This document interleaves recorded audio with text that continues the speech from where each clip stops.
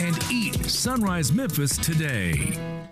I Buy Houses, 901-406-1101. That's 901-406-1101. I Buy Houses. I Buy Houses will buy a house in any area, in any condition, and yes, it's guaranteed to close in 5 days. If you need to sell your home quickly, call 901-406-1101. If you've been through a divorce, if you lost your job, if you're tired of renters, I Buy Houses can get you your money quickly. I Buy Houses will buy your home in Shelby County, DeSoto County, Memphis, Bartlett, South Haven, Horn Lake, Olive Branch, anywhere and everywhere in between in any condition. And yes, they're open 24 hours a day, 7 days a week. I Buy Houses, 901-406-1101. That's 901-406-1101. Grab that pen, 901-406-1101. I Buy Houses. Sports 56 would like to recognize local businesses that are out there still feeding and providing for the community via curbside pickup. Let's support local business with your business. These local businesses include Central Barbecue, Sunrise, Sweetgrass, Humdingers, Germantown Commissary, Jason's Deli, Corky's, East Coast Wings, Moe's, and Soulfish Cafe. Sports 56 appreciates the support of local businesses always, but especially during this time. Thank you. You can get podcasts of all our daily shows and all of our biggest interviews delivered right to your inbox just by signing up at sports56whbq.com. It's the best way to stay informed of what's going on in sports, and it's brought to you by SurfaceScapes Concrete Floors. They'll get your pool deck looking new and beautiful this year, and it'll be up to 20 degrees cooler on your feet. Call 901-888-5000 or go to surfacescapes.com. Get full shows and the best interviews from Sports 56 delivered straight to your inbox. Sign up at sports56whbq.com.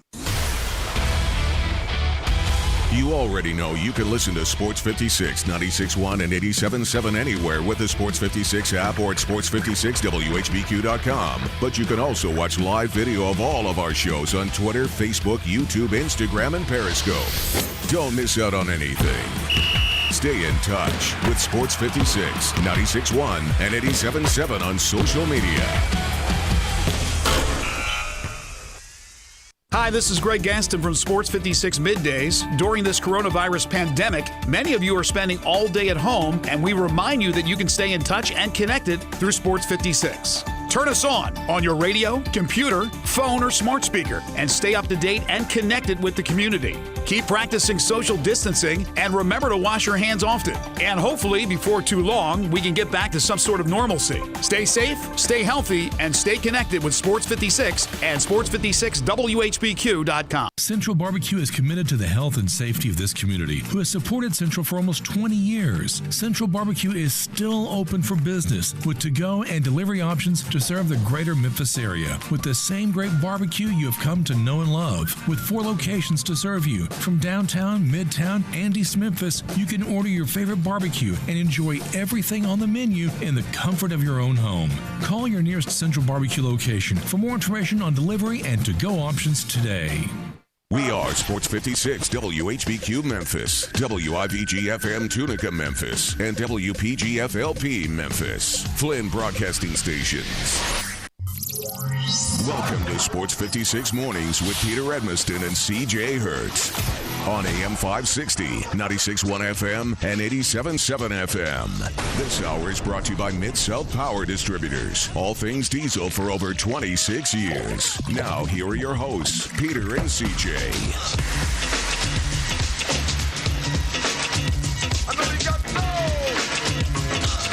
Woo! Yeah! Hump day. I'm keeping track of days now. You know, this coronavirus thought it got me in terms of figuring out what day is what, but I'm on it. I'm on it now. Welcome in on this hump day. It's Wednesday. It is just after 7 o'clock. It is kind of rainy and a little bit nasty out there, but you know what? We're going to power through this thing. We're going to get you through your day, at least the first part of it. We're going to help you if you're going to work, if you're not going to work, if you're commuting from your bed to like 2 steps over to like a table. Whatever it is, we got you covered here. Sports 56 Mornings, Peter and CJ with you. I am Peter Edmiston, the Peter portion of that, and joining me is CJ Hurt. Hey, everybody.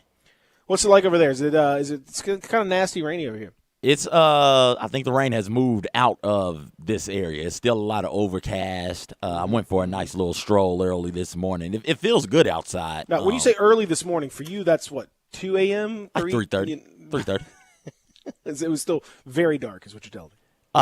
Yes, it was super dark, and I do believe at 3:30 it couldn't have been 3:30 because I'm pretty sure the storm was rolling through at 3:30, so it might have been more like 4:15 or something like that when I went for the stroll. But it feels good outside. It's just gray right now. That's all. It is a little bit gray. I would agree with that. High today, reaching 70 degrees, which should be lovely. Little clouds, but hopefully not too much more precipitation the rest of the day. In fact, should be good to go in terms of rain all the way until somewhere middle of next week. So that's good news for everybody. I'm not going to tell you completely, hey, just throw your umbrella, in the garage and don't pick it up for a week. I'm not saying that, but you should be okay for the next little bit.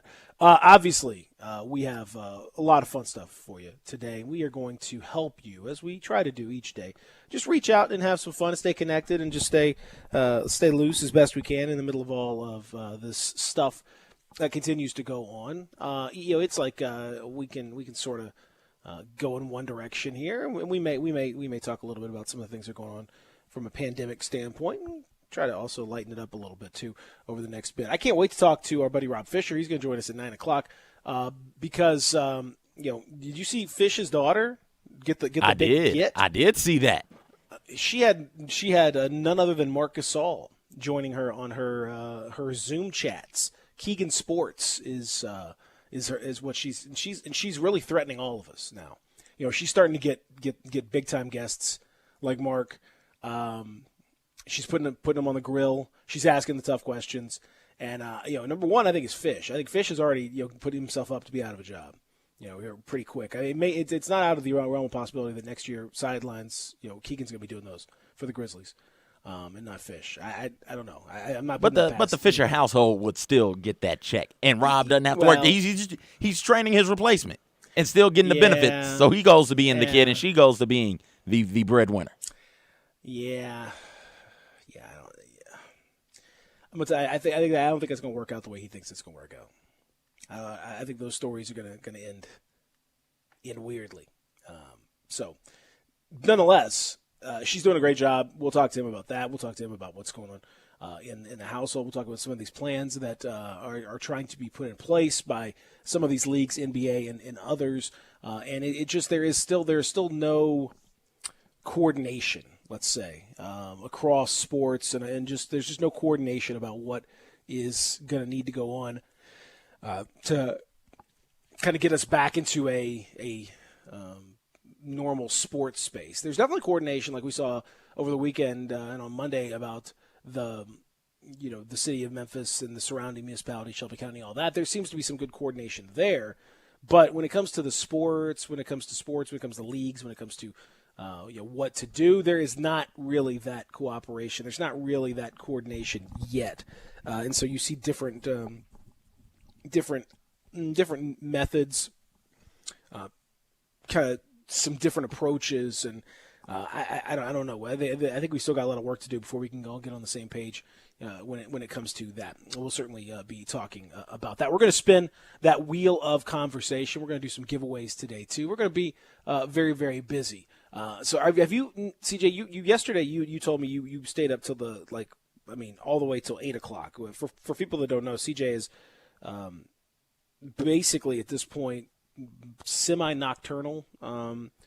So we're kind of concerned about his sleeping habits and what's going on. But he normally goes to bed like 4 or 5 p.m. and wakes up at 1 or 2 a.m.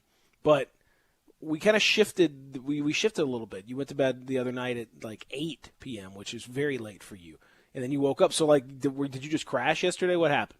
I ended up making it till the flash. So I'm 7. 7 o'clock, and I slept. Yeah, I slept till 4. I woke up right at 4. What? Yeah. Wow. Yeah, I'm okay. I'm getting back to normal a little bit. We're getting there. Yeah. This sounds like you find something has happened here. You've turned the corner. It's exciting. I'm proud of you, CJ. Thank you. It's hard. It was hard. Because you need to turn that quarter. I find it's going to be very difficult for you in your normal situations to live a life. No, just take a nap in the office, like right when I clock out. Bow, just knock it out. Yeah, but again, nap is one thing, but your nap is so long that it's absurd. Your nap is a sleep. It is. So we can't be doing that. CJ's naps are like 3 or 4 hours, and so they've been getting to 6 or 7 hours at one point. Well, like I said, that's not a nap. That is literally a sleep at that point. We just. So you're telling me napping from like 2:30 till 11 is not a nap anymore? No, that is a full on sleep. That is definitely a sleep. When it's longer than, I would say the limit of a nap is at 3 hours at absolute most. And I think that's probably pushing it. But maybe in a particularly sleepy situation or a particularly lazy day or something like that, 3 hours. I'll give you 3 hours. Most of the time, a nap is much shorter. We're talking like probably, I don't know what the average nap is for people, on an hour and a half maybe. I mean, I think at some point we're going to see, I think at some point, maybe people could do 30 minutes. Maybe people could do 20. But I think an hour is probably the average. So your 7-hour naps are significantly over the average, I would say. But they feel so good to take. Oh my gosh, they're wonderful. I'm not talking about that. I know they do. Yeah, I'm not talking about how good they feel. That's not. This isn't about the feeling. Feeling's great. I'm with you. I'm just saying that does not. You're not calling it by its name. To me, this is like you driving around in a car and saying, wow, this bike is really amazing. This is a wonderful motorized bike, 4 wheels, and it feels great to be in. I don't have to pedal or anything. Well, no, that's because you're not in a bike. You're in a car. I call this thing what it is. That's a sleep. What you're doing is a sleep. That's not a nap. You can call it. Why don't more people bike like this? Well, they do. They call it a sleep. It's a different deal. But we're getting better though. I think we're shifting your timetable here, which I'm excited about. We're pushing you in the right direction. First time I slept till 4 since this thing started. 6 weeks. Usually I'm up well before 4 o'clock. So you can't, because you can't just completely like go off the rails on this stuff. You can't just completely lose it. You can't. You got to have some grip on. Reality is not the right word, but like some grip on normality. You got to have some level of. You see my man yesterday doing the ABC. I think he was doing Good Morning America, and he had the suit on up top and no pants. Yes, and he had just the little shorts on. I think that's fun, and I'm okay with that. I think he did that kind of on purpose, honestly. Like I think that I think if he had been fully bottomless, that may not have been on purpose because that probably would have gotten him fired.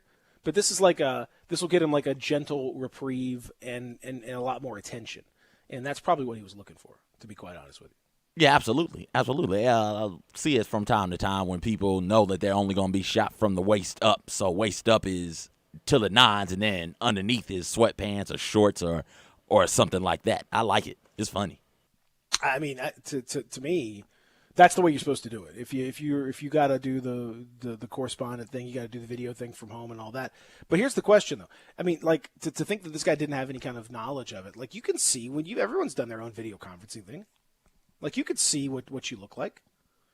Yeah, absolutely. You can see the deal. Absolutely, like it's not like this is some kind of like shock to the system. Like you know what your angle looks like. Like you know what's going on. You know what's going on down there. Yeah. So I think that ultimately like that's but by the same token, you know what? Isn't that how we're all doing things though? I mean, my wife has Zoom conferences from time to time, and she is just looks like she's business professional at the top. And is in pajama pants, Black Panther pajama pants at the bottom. Like that's just how she does it. Well, the only difference was that my man didn't even have really pants on. Yeah, it looked to the naked eye perhaps as though he was just sporting some boxers. That's I think like sweatpants are more understandable because they are pants. Shorts.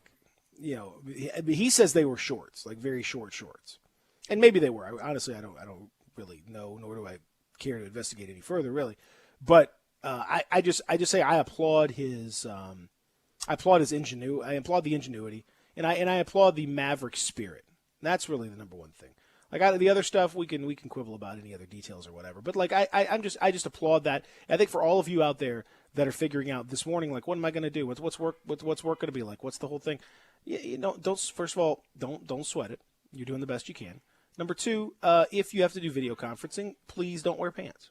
Just wear the bare minimum of what you have to wear to be perceived via the video as professional. That's it. Everything else is up to you.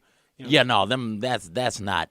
Those are definitely boxer briefs. Those aren't shorts. Yeah, unless they're biker shorts, which okay. Yeah, I mean, I think they're I think biker shorts perhaps. He said he's going to go work out. Maybe he's got some kind of workout pants.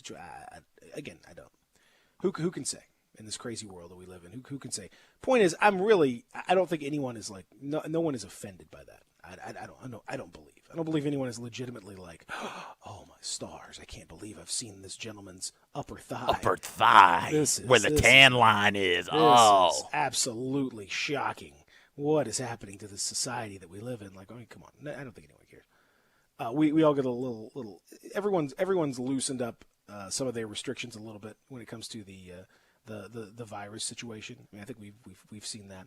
We've seen guys increasingly doing their own, like people doing their own artistic pursuits. A lot of athletes doing in the music space. We see a lot of athletes doing musical stuff right now to try to kind of pass the time.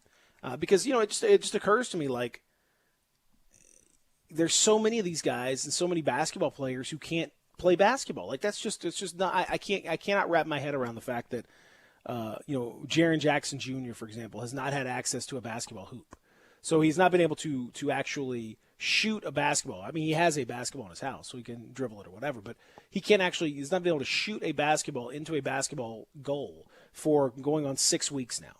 This is a guy that is basically his entire life, since he was a little boy, was basketball. Basketball was an enormous part of everything that he did. His dad was a professional basketball player. His mom is involved in professional basketball. Like that's his whole thing is basketball. And so you got this dude who's got it's 6 weeks. I would imagine he hadn't gone probably 6 hours without shooting a basketball or taking a shot or some kind of basketball related thing. And it's 6 weeks, CJ. This thing I think is just kind of absurd. Like, we talk about people going back to work and going back to leagues going back to normal or whatever. How can you go back to normal when a dude that has, for his entire life, has done nothing but, work, go to school, and play basketball, and the basketball part has been hugely prominent? You take that away, 6 weeks. I guarantee you this has never had a stretch like that in his entire life. And he's not the only one. Steve Kerr was talking yesterday on a video conference about how, they've been trying to find hoops for guys who don't have them and don't have access to them. Like, that's absurd. These dudes would have never gone that long in their life without shooting a basketball. And then we're going to say, 2-3 weeks, you're getting right back to the season? Like, you're going to need a full-on training camp to do the final portion of it. I just think the longer we go on this, CJ, the point being, the longer we go, particularly in the NBA side of it, and I would assume it's the same for the NHL side of it, the longer we go, the more it becomes clear to me that we're probably just going to have to cancel the thing. I mean, like, it just seems absurd to bring them back for a playoffs that is going to be tainted and weird and played without fans. And even if you win the championship, there will be the biggest asterisk imaginable on that, because it is going to be such a weird situation. I feel like we're forcing it for no real good reason at this point. It is odd, because you're right. You are going to have to go through a training camp of sorts, just not only because nobody shot, or some players haven't shot a basketball in month and a half, but also because the conditioning isn't going to be there. So what is the product going to look like? Is it going to look like the quality of basketball that we're accustomed to seeing? No, it's not. You got to have another 3-4 week training camp, which pushes you back another month. So let's say everything starts back up in that May. You're looking at mid-June, late June, for everybody to be in enough shape to make it watchable, bearable. And late June, if you're trying to finish the season, that puts you all the way through July, I would think. Mm-hmm. And, the new season is supposed to start in October. So, again, we talked about this last time we discussed this. You don't want to ruin 2 seasons. You don't want to have, as messed up as it is, to have the 2019-2020 NBA season canceled in this way. You don't want to, by trying to have a championship, by trying to have a playoffs or trying to finish the season, you don't want to have the 2019-2020 season push into the 2021 season and mess that season up as well. Well, this is the thing, I was reading a piece about the golf trying to come back, and golf has kind of put a schedule out there. They say they're going to return, early in June. The week of June 8th is the beginning of the revised PGA Tour schedule that pushed the World Golf Championships FedEx St. Jude Invitational back a month under the current situation, but they still have a date planned for that. But there was an interesting piece with a journeyman golfer, Pat Perez. CJ, I don't know if you know Pat Perez. He's very. I know Pat Perez. He's very much up your alley. He's got. I think he's got the potential to be a CJ favorite this year, perhaps, if we ever get to pick golf. He has a real potential to potentially be one of your guys. Maybe you could take him up high. I mean, maybe you can lift him the way that you've lifted the guy whose name I can't remember. Abraham Ansair. What do you mean you can't remember Ansair? Well, not only does he have that, but he's also got the double letter name, AAPP. Mm-hmm. So I think Pat Perez is a guy you should take a look at. He's got beautiful hair, gorgeous hair. Yeah. Pat's hair is spectacular. Pat's older though. Pat's been around for a while, so not a younger phenom. Ansair's a little younger. So Perez says, I just have no desire to play right now. He said, I've got another 6 weeks off. I won't get back into it for another couple of weeks. Yeah, I could be playing golf. I've got lots of land, but I'm not. He says, I think it's a little early. I understand what they want to do. Everyone wants sports back. Of course they do. Everyone wants to get back. But it's such a bigger deal than sports. It's such a small percentage of what's going on in the world right now. People are sick. We don't know who all has it. It's serious. I know they want to get a schedule together, and I appreciate that. But I think it's a bit premature. I'd be shocked if we're back June 8th. What about airlines, hotels, all kinds of things? There's a lot of questions. And I just think I really appreciate that the level-headed approach there because, yeah, everyone wants to get back. We would all love to be back to normal, like just snap your fingers and everything's cool. But there's so many other things, and I feel like a lot of people just want to put a date on something. Just so we're coming back. We are going to definitely do this. A lot of these governors that are reopening states really early, there was a big surge yesterday in Georgia's cases of coronavirus, and that would have been lagged, probably a week or two behind because those numbers tend to be delayed a little bit. And they've already opened pretty heavily, or at least heavily compared to what they were over the weekend. Why are you setting a date and then having to backtrack once the data comes out or once we realize that, hey, wait a second, there's a little bit more complicated stuff going on here? I think what Perez says, and golf is, theoretically, other than the travel situation, at least in terms of like actually putting the event on, you got guys walking the course. Like they're pretty socially distant. I mean, the caddy situation is something you got to think about. But otherwise, for the most part, you can keep guys much further apart in golf. It's not a contact sport. You can make it so that they don't have to touch anything. They wear glove. They got a glove on anyway. Add another glove to the other hand. Some players play with 2 gloves, and there you go. You would think it would be a natural, and they still are struggling to do it. So I feel like the wrong way to approach it is to put a date out there and then work backwards towards that. That's not the way this thing is going, and it's going to lead to inevitable pushback once something goes wrong, which it almost certainly will. Yeah, you got to be data-driven with this. The coronavirus, COVID-19, does not operate on a date system. You got to be willing to look at the numbers and make your adjustments and make your opinions, your thoughts, and your rules and regulations for whatever the new norm is going to be. You got to base it off of the data you have available to you today. I saw with the mayors of Shelby County how they are discussing, listen, we're going to be taking it day by day, and we're going to each day go back 14 days from that day. So what is true today might not necessarily be true tomorrow, and how we approach the reopening, the phased opening of society right now. You've got to be willing to look at what the numbers are telling you. Right now, the numbers, just using Georgia as an example, they had a spike for whatever reason 2 weeks ago. What that might mean 2 weeks from now, you really don't know. So to have a date on when you want to open everything back up and get to a new normal is reckless in a way. You've got to be willing to look at the information given to you, provided to you that day, and base your rules and regulations off of that. It can't just be a blind date. Otherwise, like you said, you're going to have to go back and shut everything down again, and nobody wants to have that happen.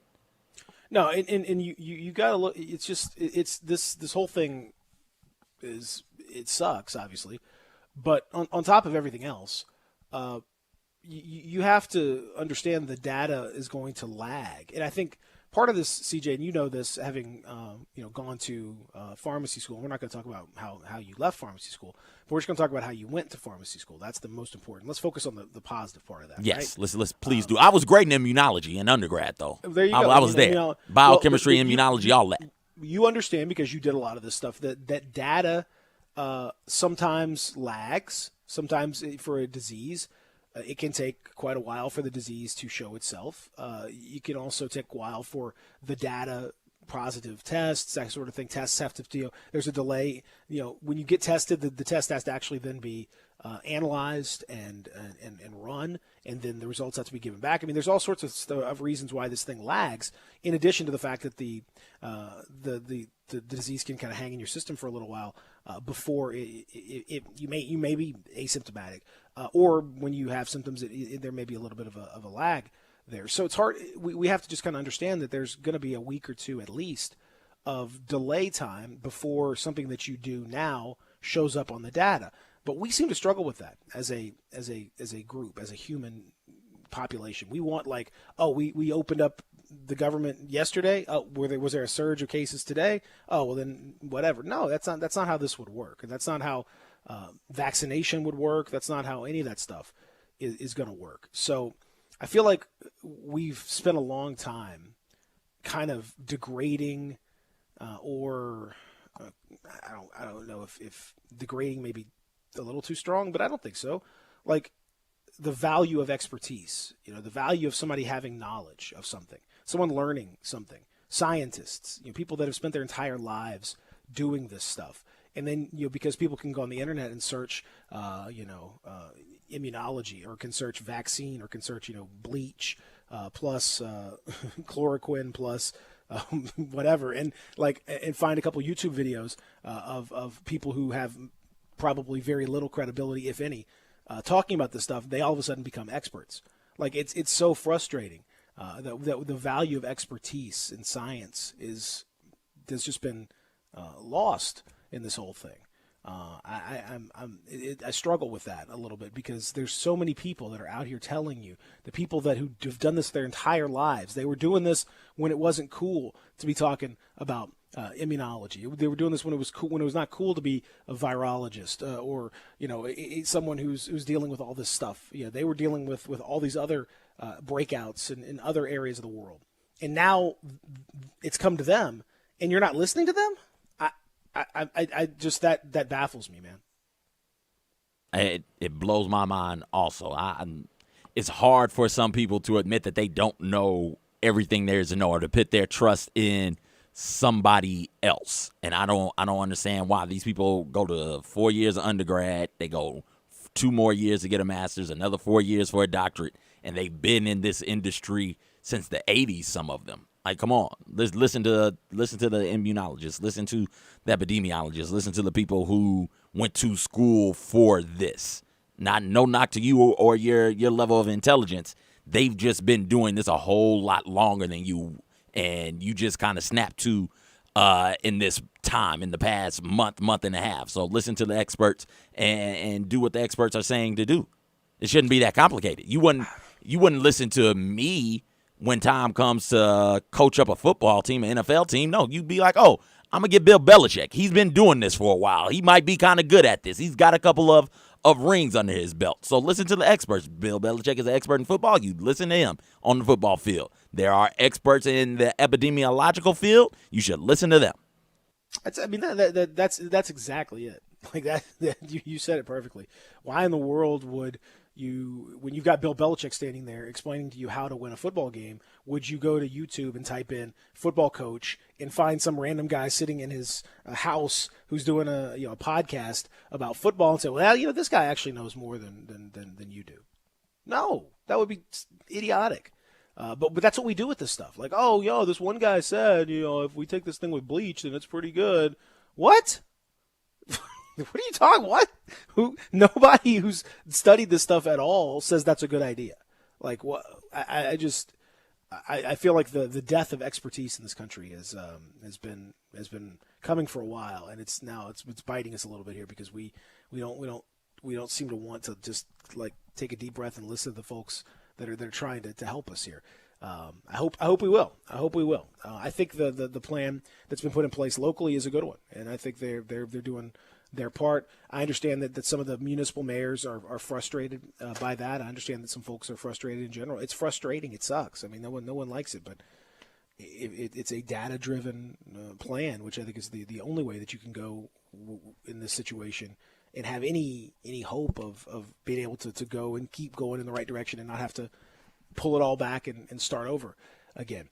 We'll see.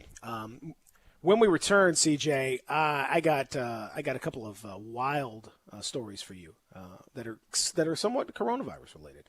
We'll see. Back after this. Real Sports Talk, Sports 56, 96.1, 87.7. Spend your lunch with Greg Gaston and Eli Savoy on Sports 56 middays, delivered by FedEx. Weekdays from 10 to 1 on Sports 56, 96.1, and 87.7. Ugh, those nachos were rough on my stomach. When you have nausea, heartburn, indigestion, upset stomach, diarrhea, try Pepto-Bismol liquid caps for fast relief and ultra coating. Nausea, heartburn, indigestion, Pepto-Bismol liquid caps. Use as directed. Bartlett Small Engine has been serving quality power equipment since 1970. They have a full line of power equipment, parts, and services for most makes and models. Bartlett Small Engines has the best brands in the power tool industry, and they're all American made. Bartlett Small Engine is your can-do store. 6780 Summer Avenue. Call 901-386-9779. Bartlett Small Engine has free pickup and delivery both at your home and curbside for lawnmowers, blowers, edgers, and any small engine. Call 901-386-9779.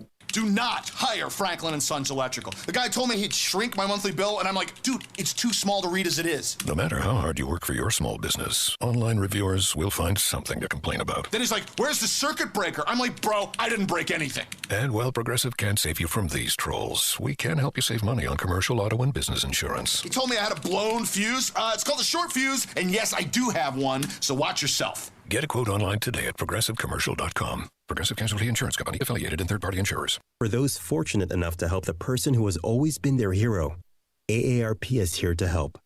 Find the care guides you need to help at aarp.org/caregiving. Brought to you by AARP and the Ad Council. Sports 56 would like to recognize local businesses that are out there still feeding and providing for the community via curbside pickup. Let's support local business with your business. These local businesses include Central Barbecue, Sunrise, Sweetgrass, Humdinger's, Germantown Commissary, Jason's Deli, Corky's, East Coast Wings, Moe's, and Soulfish Cafe. Sports 56 appreciates the support of local businesses always, but especially during this time. Thank you. Listen Sundays at 11 a.m. to join Idlewild Presbyterian Church for worship. Idlewild is a PCUSA church located in Midtown Memphis. I Buy Houses, 901-406-1101. That's 901-406-1101. I Buy Houses. I Buy Houses will buy a house in any area, in any condition, and yes, it's guaranteed to close in 5 days. If you need to sell your home quickly, call 901-406-1101. If you've been through a divorce, if you lost your job, if you're tired of renters, I Buy Houses can get you your money quickly. I Buy Houses will buy your home in Shelby County, DeSoto County, Memphis, Bartlett, South Haven, Horn Lake, Olive Branch, anywhere and everywhere in between in any condition. And yes, they're open 24 hours a day, 7 days a week. I Buy Houses, 901-406-1101. That's 901-406-1101. Grab that pen, 901-406-1101. I Buy Houses. Central Barbecue is committed to the health and safety of this community, who has supported Central for almost 20 years. Central Barbecue is still open for business with to-go and delivery options to serve the greater Memphis area with the same great barbecue you have come to know and love. With 4 locations to serve you, from downtown, midtown, and East Memphis, you can order your favorite barbecue and enjoy everything on the menu in the comfort of your own home. Call your nearest Central Barbecue location for more information on delivery and to-go options today. Welcome back to Sports 56 Mornings with Peter Edmiston and CJ Hurt. This hour is brought to you by Mid-South Power Distributors. Here once again are Peter and CJ.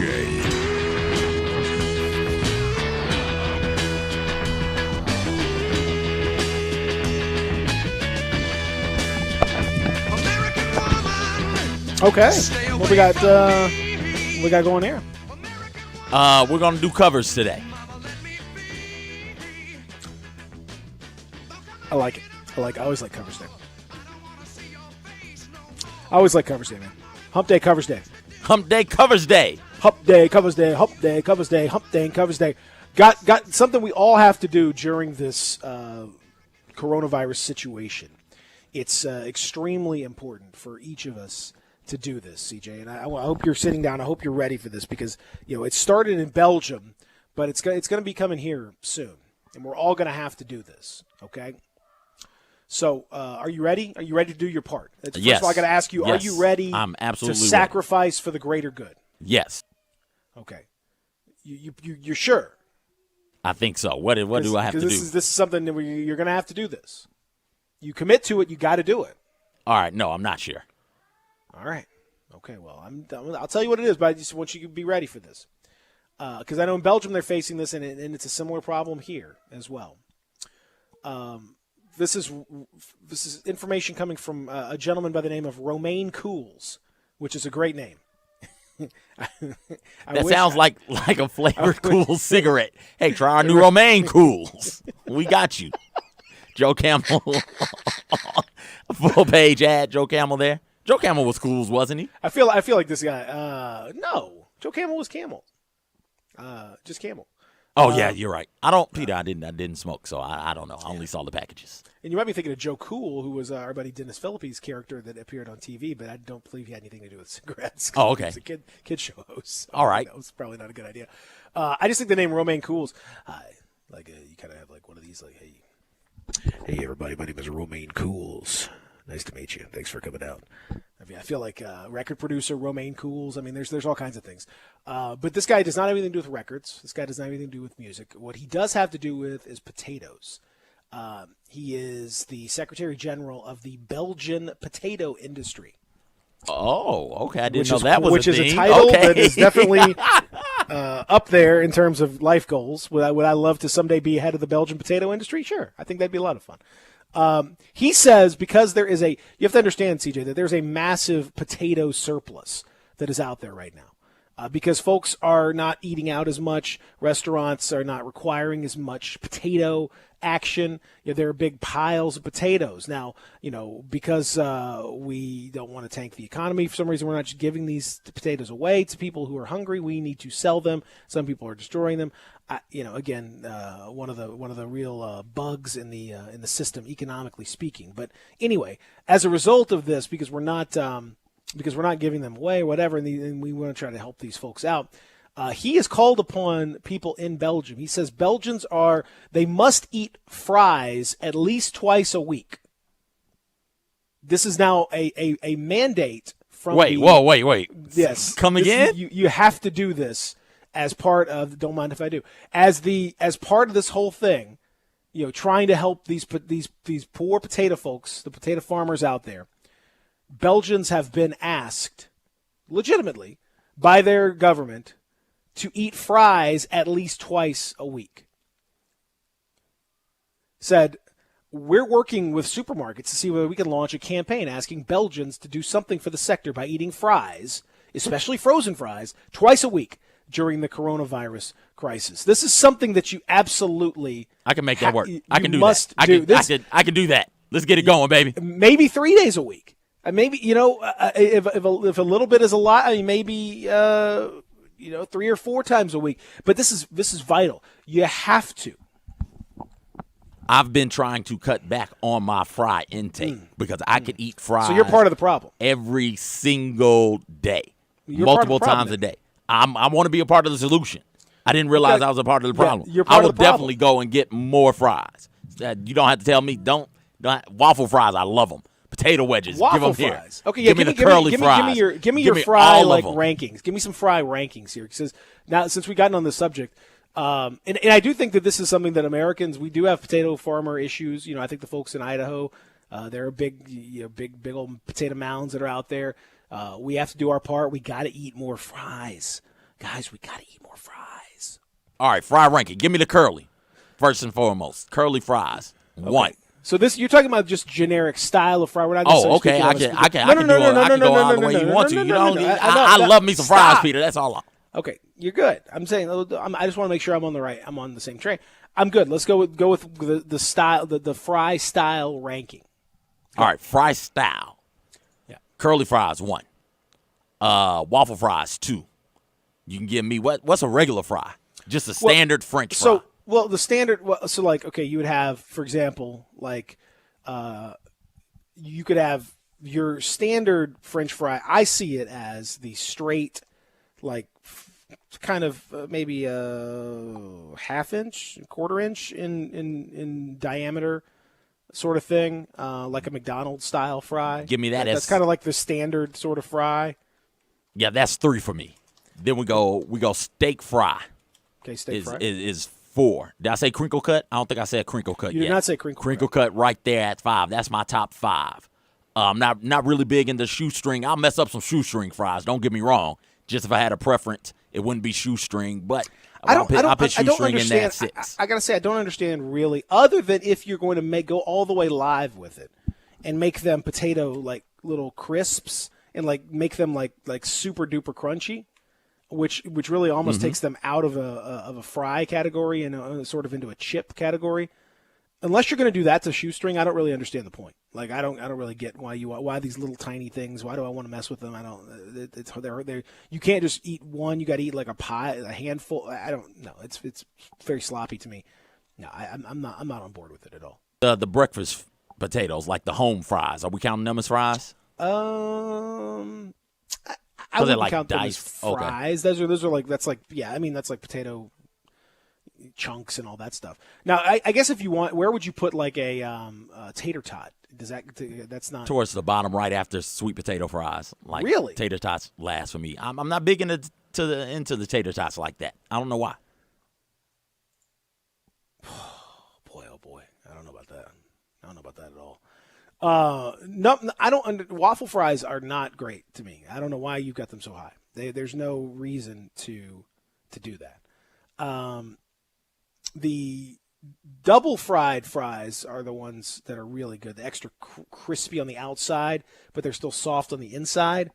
They'll call them, like, some people call them Belgian fries, which I don't really have. That's not really a term I'm super familiar with. But a lot of fries you just pop in there once and then you fry them and then there you go. But if you pop them in again and get that double fried, get that extra crisp on there, that's some magic right there. I agree with you, however, with the number 1. I think curly fries they're so good. Are the properly, like, little spicy curly fries with it's so much fun. They're fantastic. I don't really like steak fries. Too much potato-y, not enough crispy and fry-y goodness, Maybe if they were super crisp on the outside, but it's too much. Ugh, you know what I mean? Yes. Like Yeah. you eat that bite, and it's like a lot of just pillowy, potatoey. I don't know. It's not. I don't want that. So give me curly fries 1. Give me tater tots 2. Are we gonna count like garlic fries or like cheese fries or something? No. Those are all toppings that you put on the fry. Okay. All right. So we're strictly talking about cuts. The cuts of the potato. Then we can get into what we're gonna put on the fry now. Yeah. I'm with you on there. Okay. Yeah. That's a different discussion on top of everything else, or what you dip the fry into, or anything like that. Mm-hmm. Yeah, there's different ways you can go. Curly fries definitely 1. The double fried fries are going to be 2 for me. Waffle fries are a little bit further down the list. So I'm going to go curly fries 1. I'm going to go double fried fries. Something like beer, like beer fries. You know, same kind of thing. What are beer extra, fries? Well, they're like extra crisp. Some people will put a little batter that has a little bit of beer on the fry itself, like kind of put a little something on it, or you fry it up in with a little bit of a beer situation in there. But the idea is that you want to crisp up the outside extra. So I want extra crispy on the outside, but not. Get big into the crispy. I like not just the crispy, because if I was just into the crispy, I'd just eat a chip. I want the contrast of texture. I want crispy outside, and I want like soft inside. Like that combination is beautiful.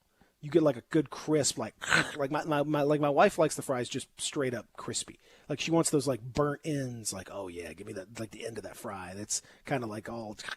Oh yeah, I like it crispy, but then I need some like softness on the inside. So we got the curly fries 1. For me, double fries, like double fried fries. 2. I'll go like. What about now? We didn't mention sweet potato fries. I put them right before tater tots. They were 7 for me, I do believe. I'm going to go with the regular standard fry 3. I'll go with the thin sliced, like crisps kind of thing, where it's like they might even call them chips in a certain, but they're like the circles. Have you seen those? Yes, I know what you're talking about. I like those. Those are going to be 4 for me. Those are because especially if they're thin, they got to be thin for that to be good. Crinkle cut 5, and then beyond that, waffle fries I'll go with 6. Tater tots I need to mention them at the top. I think I forgot tater tots, but they're up towards the top. Beyond that, then I'll eat it, but I'm not thrilled about it. At that point, I like your steak fries and all that. Some people do the British style with the like vinegar and stuff. Not my thing. What about potato wedges? Now, what do you think? I would guess you would have them down towards the bottom because it's not crispy enough. All right, yeah, I like some crisp. Although I would say like a thin or a potato wedge that's a smaller one is got a chance to have that nice contrast in the texture, but anything that's like a medium or bigger size potato wedge, I just throw it out. There's no hope. It's not a chance. Throw it out. It's not good. I know it's not going to be good. There's no chance it's going to be good. I'm here for the I guess volume of the potato, the general girth of said potatoes. That's why how loud it is. You want yes, the volume I want it to be loud. No, screaming at you. Eat me. That's why I like the wedges and the steak fries and the waffle fries, because like when you get the shoestring fries, like you said, you got to take a handful of the fries. Even with the regular fries, you still got to pick up. I have to pick up like 5 or 6 at a time to stuff in my mouth. With the wedges, with the waffle fries, you just steak fries, you just pick up one at a time, and it just fills me up with all that delicious goodness. I love it. A JoJo, oh, I love a good JoJo, man. That's so good. Might go to Dodgers right now. The important thing is, understand, everybody out there, this is vital. You must eat fries to help the economy. This is not optional. You have to eat fries. Seasoned fries would be lovely. There's so many things, different types of fries we talked about, but just it's an economic thing. As in Belgium, I think it's going to be here. You have to eat fries. Up next, big news from the NCAA standpoint that could have a big effect on next season. We'll talk about it. Sports 56 Mornings, Peter and CJ, Real Sports Talk, Sports 56, 96.1, 87.7. Take Sports 56 with you on your phone or tablet. Download our official Sports 56 app today. Did you know nearly 40% of men under 40 and over 75% of men over the age of 40 experience sexual performance concerns? At the Memphis Men's Clinic, their experienced physician performs a comprehensive evaluation that determines which specific issues may interfere with your sexual performance. These issues can vary and range from anxiety to medical issues, low testosterone, or erectile dysfunction. The Memphis Men's Clinic has evaluated hundreds of men of all ages over the years and reestablished a normal sexual life. The Memphis Men's Clinic will work aggressively to resolve issues and allow you to restore your sexual health and overall well-being. That's the Memphis way. If you're 20 years old or 90 years old, come and get cared for the Memphis way. Treatment that's based on your specific needs after a professional clinical evaluation by their experienced board-certified physician. Call the Memphis Men's Clinic today at 901-443-0475 or visit memphismensclinic.com. The folks at Homer Skelton Hyundai want to say thank you. Thank you, Memphis, for another spectacular year. They set records, but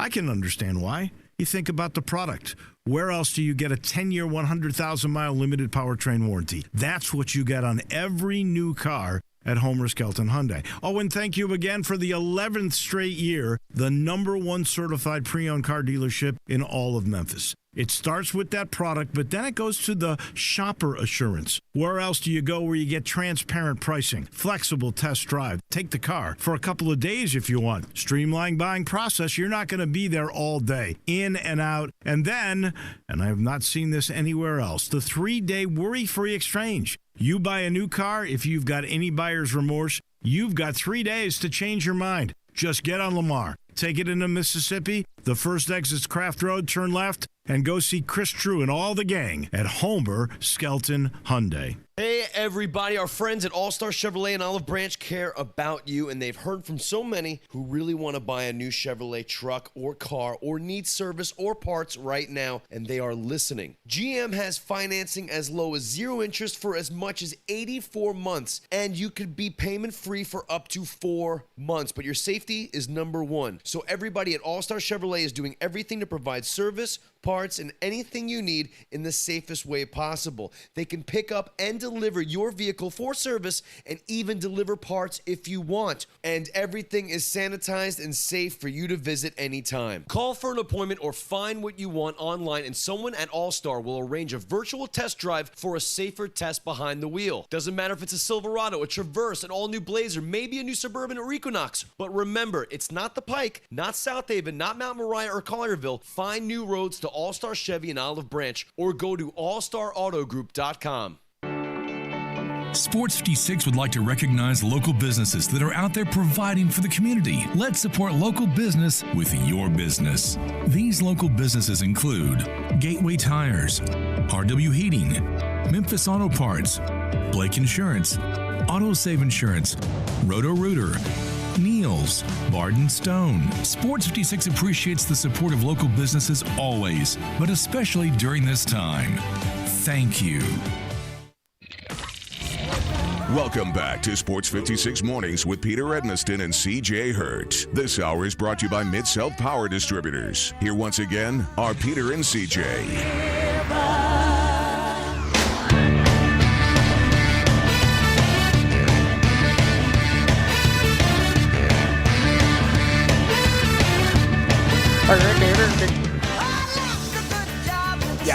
Yeah. You want some big news, CJ? Huge news. Give it to me. The NCAA's Board of Governors has supported rule changes to allow student athletes to receive compensation for their name, image, and likeness. This is expected to now be put all the way through and be part of the 2021-22 seasons for across sports. Student athletes would be permitted to identify themselves by sport and school, but they could not use conference or school logos or any other school trademarks or anything like that. The Board of Governors emphasized that at no point should a university or college pay the student athletes directly for their name, image, and likeness activities. they are requiring what they call guardrails, CJ, around anything, which would be no name, image, and likeness activities that would be considered pay for play. Good luck with that one. No school or conference involvement. No use of name, image, and likeness for recruiting by schools or boosters. Good luck, again, with that one, particularly the booster part. And the regulation of agents and advisors. So it looks like maybe, predicated by this G League business, maybe that added a little fuel to the fire to get this thing done quicker. Maybe just the general climate in which we live. Maybe the coronavirus has allowed folks to sit back and realize how precarious all of this college sports house of cards really is, and they got to get everything together and make sure they get enough athletes together. They are going to allow this to happen, and this is a massively needed step, CJ, and I think a big one for a lot of these players. Is huge, and you take a look around. Yesterday, I do believe the UCLA point guard, I can't remember his name, decided he was You're talking about Dyson Nix. There we go. Thank you very much. Decided he was going to decommit and go the G League route. And when you have, like we talked about this, when you have the top players in your recruiting class on any given year deciding not to go to college, that hurts. Which sure we are drawn to college basketball because of the pageantry of it and because of the names on the front of the jersey, and that's all well and good. But just because you put Duke on the front of the jersey does not mean that you're going to get near the eyeballs as you would if you put Williams on the back, Zion on the back of it. Like it matters. Wait, hold on. What are you putting on the back? Are you putting Williamson? Are you putting Williams? Or are you putting Zion? Zion. We're gonna go with Zion on the back. You're just gonna put Zion on the back. Williamson is on the back. Why is Williams on here at all? This is I don't know. Guy. I have Zion no clue. Williams. That's a different guy. That's his twin. Same first name, different last name. They're twins. They're twins. They just got different daddies. Can I tell you that the key to name, image, and likeness is getting the name right? First things first. Really? Make sure that name is right, or else the value of that is significantly diminished for Zoin Williams. Some bootleg jerseys or bootleg folks are in trouble with this one. This is going to be tough now. I feel bad for them. They'll find a way. Pour one out for the bootleg people who are out there. Now, is this going to be enough? Because as you mentioned, Dyson Nix decommitted from UCLA to join the G League. We'll talk more about that when we return. We'll talk more about what that means long term and spend a little more time discussing this Board of Governors decision, the announcement made early this morning that the pathway is now becoming much clearer.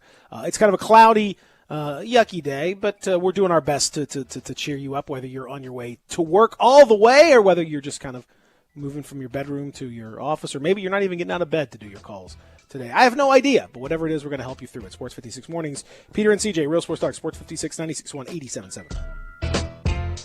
87.7. With Advance Auto Parts, you can get the part you need from the comfort of your garage. We have a wide variety of parts in stock, and you can get them fast. Order online with Advance Same Day and get your part with same-day pickup in-store, same-day curbside, or same-day delivery. It's the fastest way to get the part you need, where you need it, when you need it. Advance your auto at Advance Auto Parts and participating CarQuest locations. See store for details. Hi, folks. Bob Burkheimer for Sunrise Buick GMC Truck. A lot has happened overnight and just wanted to let you know we're open at Sunrise for all your automotive needs. Service, body shop, parts, and sales. Go online to sunrisememphis.com to schedule an appointment. Should you need a vehicle, we're offering 0% up to 84 months with deferred payments up to 120 days. You can shop online. We'll bring the car or truck to you. At Sunrise, we know you want to feel safe, so bring your car or truck to any Sunrise location and we'll disinfect it at no charge. Sunrise, stress-free and safe. Covington Pike, Wolf Chase, and Collierville.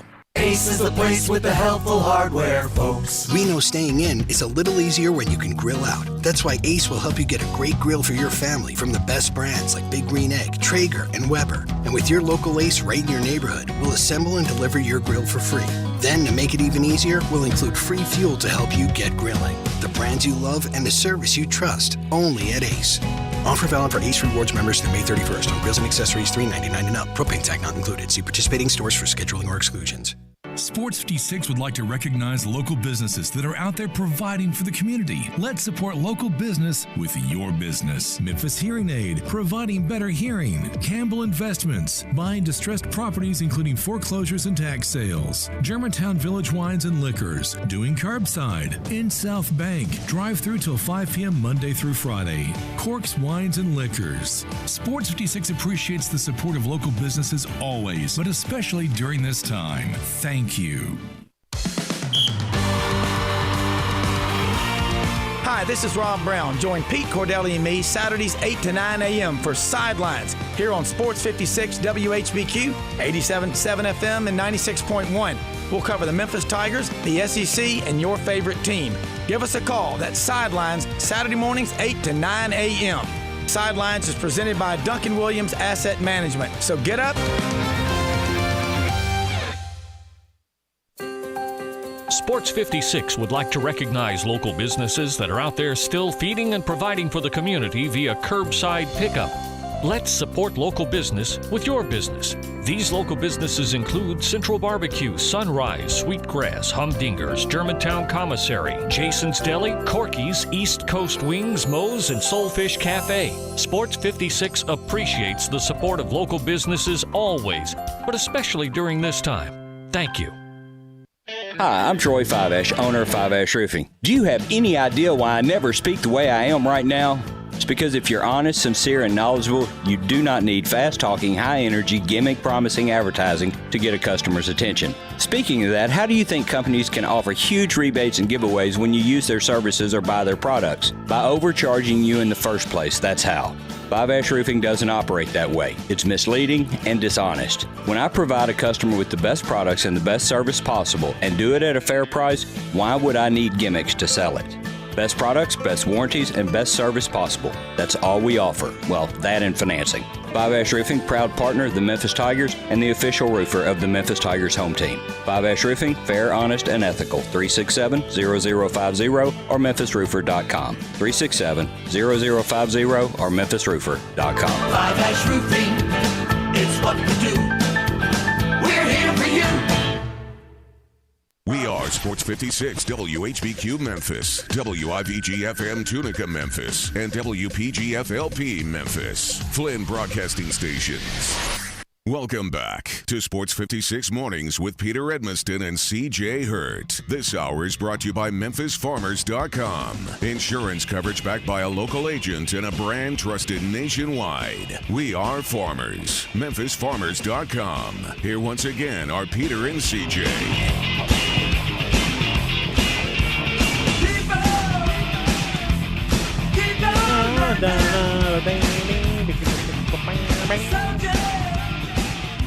Where are you picking your covers from, CJ? Are you just picking it off the top of your head, or just off the top of my head. I don't know. We haven't hit some of the greats yet. Oh, what are the greats? We'll just see if you do. I don't want to spoil it for you. I guarantee you, I'm not. But okay. Let's just see. Let's just find out. We're one day away from the epic 3-6 Mafia Bone Thugs and Harmony battle on Instagram. Very excited about that. Have the odds makers made a prediction on this one yet, CJ? Yes, they have. I'll go try and find it. Okay, let's make sure. Let's get that done. In the meantime, it is, of course, Wednesday. It's obviously Wednesday. I mean, we all know what day it is every day. That's a silly thing to even think that we wouldn't know that. It is somewhat overcast, sort of bleary, but not really expected to have any more rain to any major degree coming up for the rest of the day. It's already in the low 60s. High will get to about 70 or so. Today it should be a nice day temperature-wise, weather-wise, other than the fact that we may not see our friend Mr. Sun too much today. Coming up in about an hour, we're going to talk to Rob Fisher about how things are going for him and his now famous sports reporter daughter, Keegan, who is probably going to take his job very soon. We'll talk to him about what that feels like and many other things.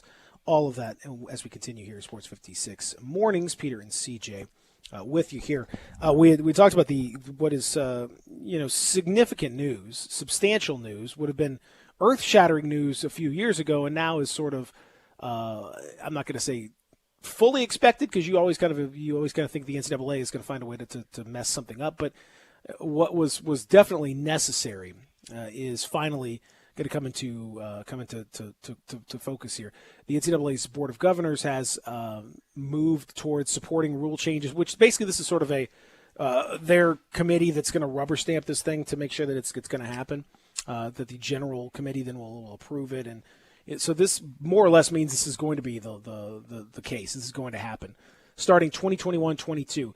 All of you out there who were talking about sports being amateur sports and all that being pure, that's we can sort of forget about that canard now because it's all over. The idea that it's a purely amateur pursuit was always ridiculous, was always incorrect based on the sheer scope of money that conferences and schools were making on TV deals, none of which was technically supposed to trickle down to the players. And so they're taking some steps towards rectifying that, not fully, not to the degree that probably they'll need to, but steps nonetheless to allow for endorsement deals, to allow for players to do promotions, to allow for things as simple as the famous rower at the somewhere in North Dakota said if you want to pay him $50 to help you open up a new gas station, great, no problem, sign autographs, perfect.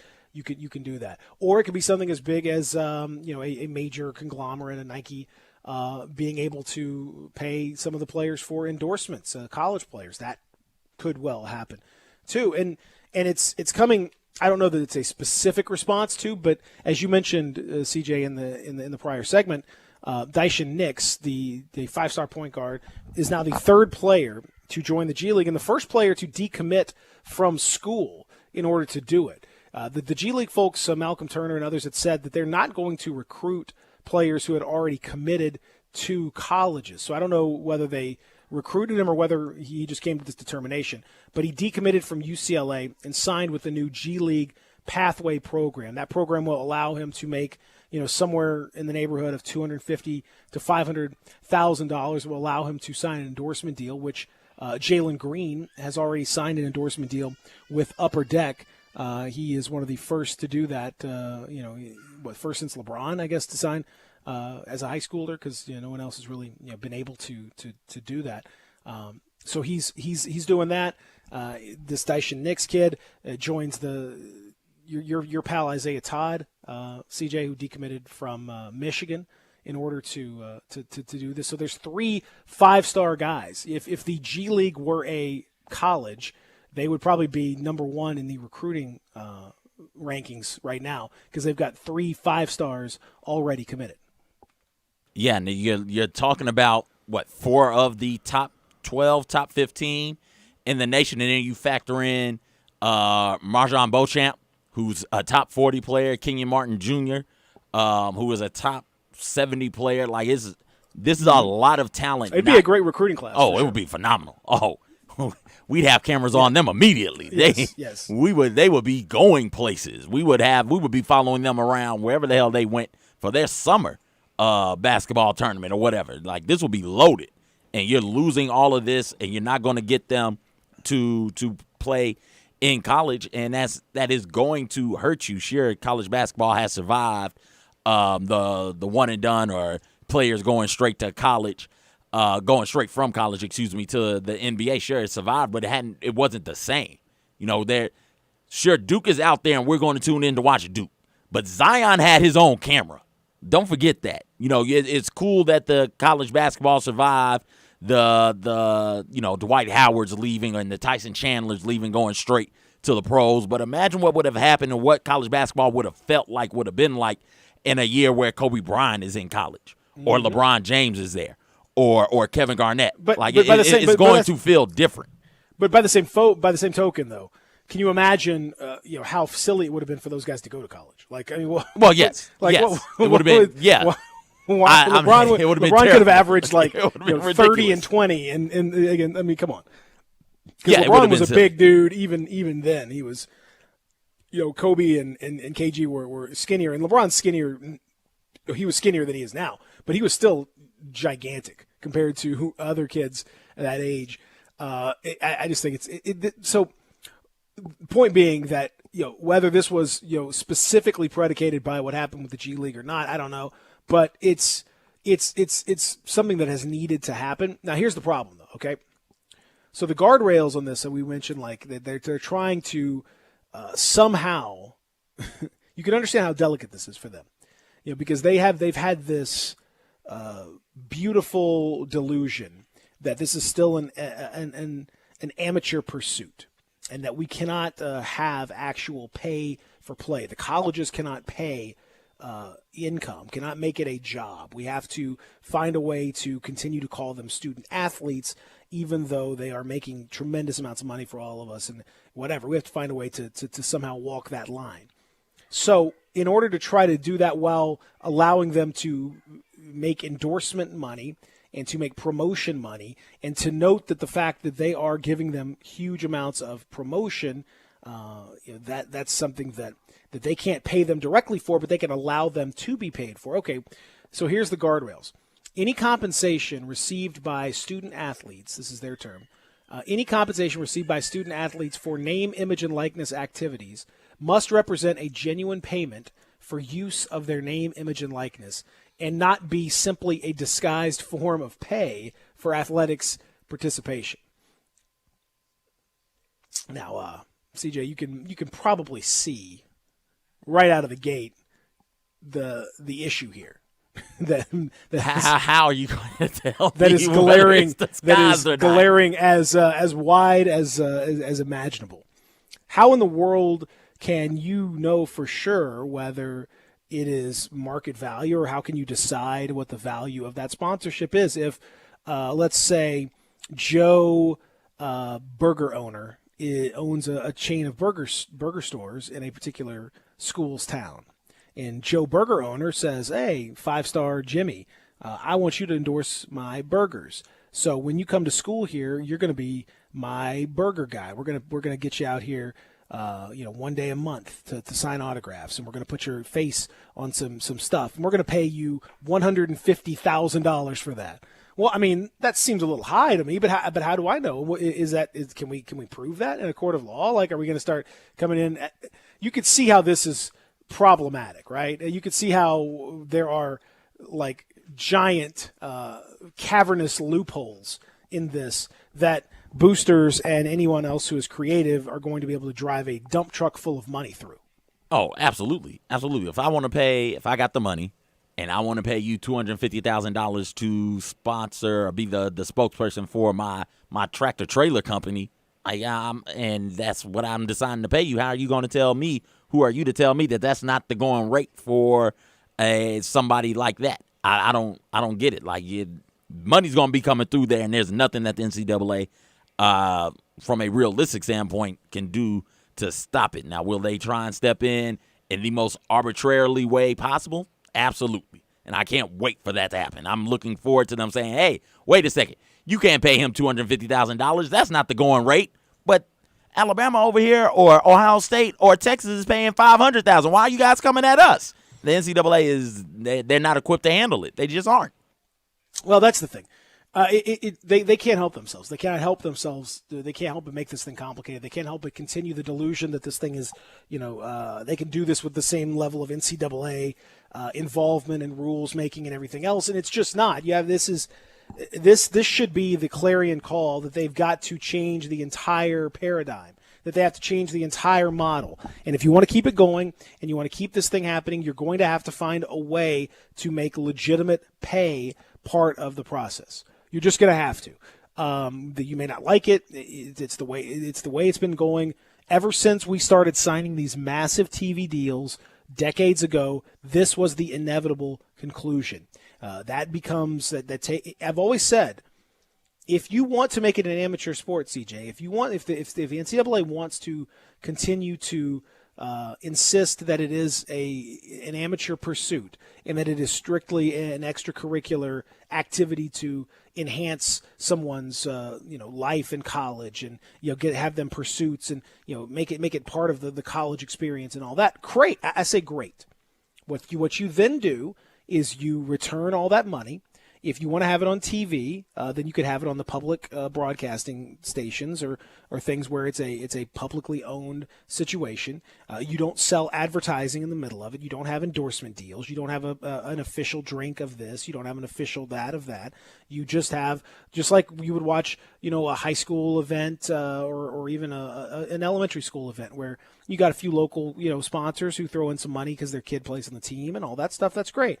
But otherwise, we can't endorse anymore, and we have to keep all that. We certainly couldn't take millions of dollars from TV deals because that would sully it. That wouldn't be amateur at that point.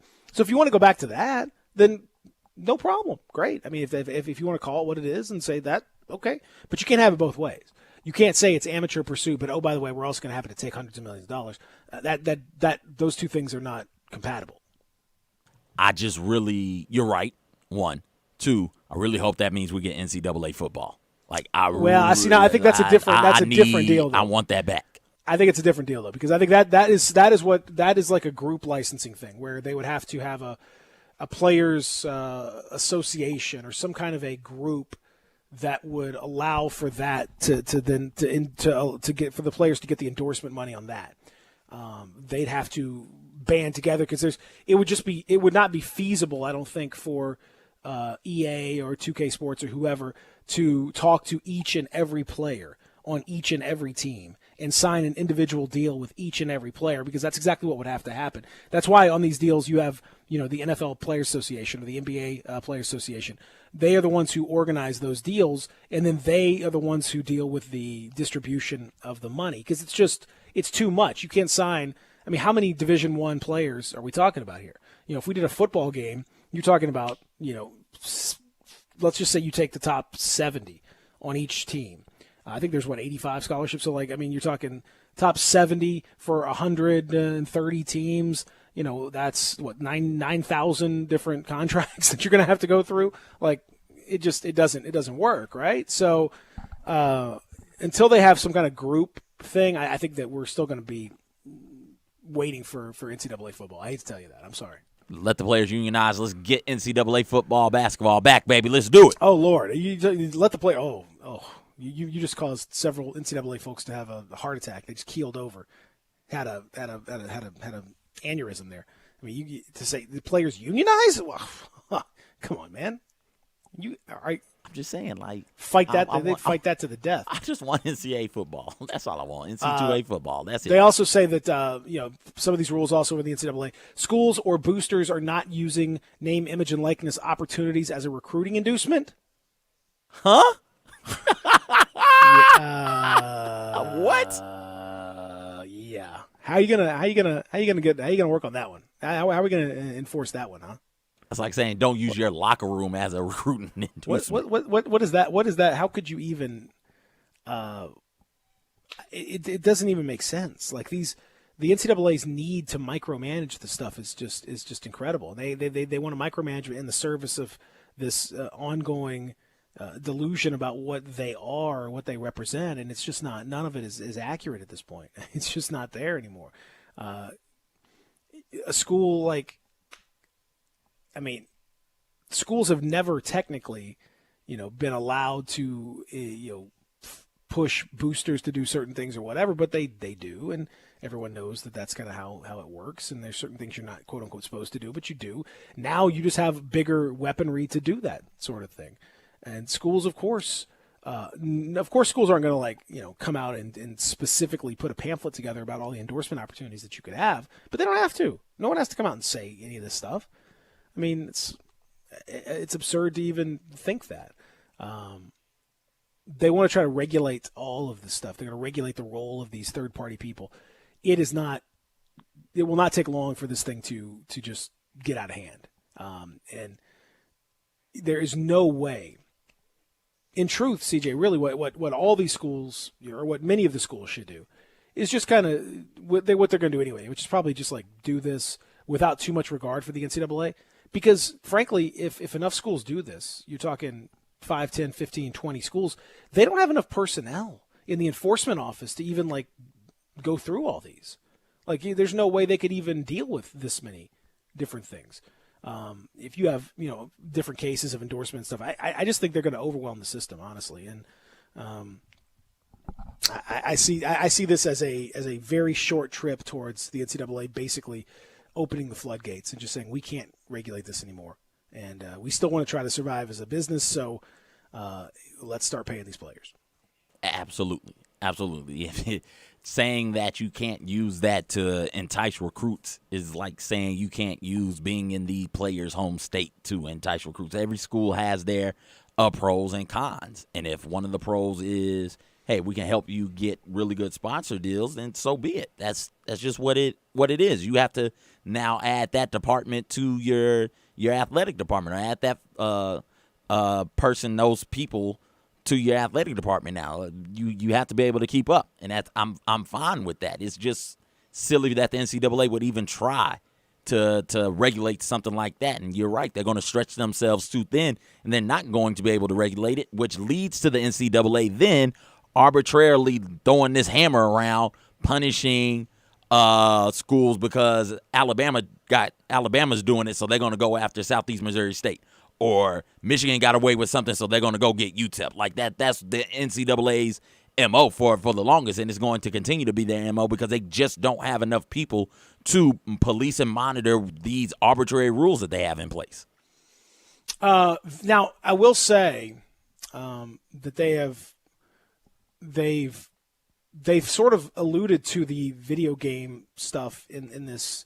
Andy Staples pegged this one paragraph, so this is for you. And I want you to try to understand if there's any possibility that you can make sense of this nonsense. I mean, this is, if ever the term word salad had a meaning, it is probably in dealing with this section known as future considerations. Okay, are you ready for this? Absolutely, hit me with it. The division should continue to explore whether it is possible to support institutionally managed group licenses for athletically related activities. As noted earlier, there currently are significant legal impediments to the NCAA adopting this kind of licensing structure. Further exploration of these concepts will require clarity from Congress of the NCAA's authority to enact rules or maintain oversight in this area. Oh, we got to go to Congress now? Apparently. So that's going to be great. I think they're busy. If ever there was a body less effective than the NCAA, it would be that one. So imagine the NCAA needing that help. It's unbelievable. So I guess that would mean they're just trying to explore the concept of group. I don't know what any of that means. But I'm just telling you, don't expect a video game anytime soon. Long story short, how about that? Oh man, let's knock that out there. I would love to be wrong because I miss it too, but at the end of the day, I think it's probably just not going to happen. I don't know. Tell us what you think. 67129 on the text line. 67129 on the text line. You can also dial us up 360-8255. 360-8255. I think, again, I just don't think that you're going to see the video game aspect, but what do you make of this? Does this fundamentally change college? Does this stop the flow of these 5 stars to the G League? Does it make college something you're not interested in right there? And I don't know. There's a quote from Mark Emmert on the media call just a few minutes ago who says, quote, "Our efforts over the years to improve the student-athlete experience have often been met with increased litigation and challenges that significantly limit the NCAA's ability to address those needs and opportunities."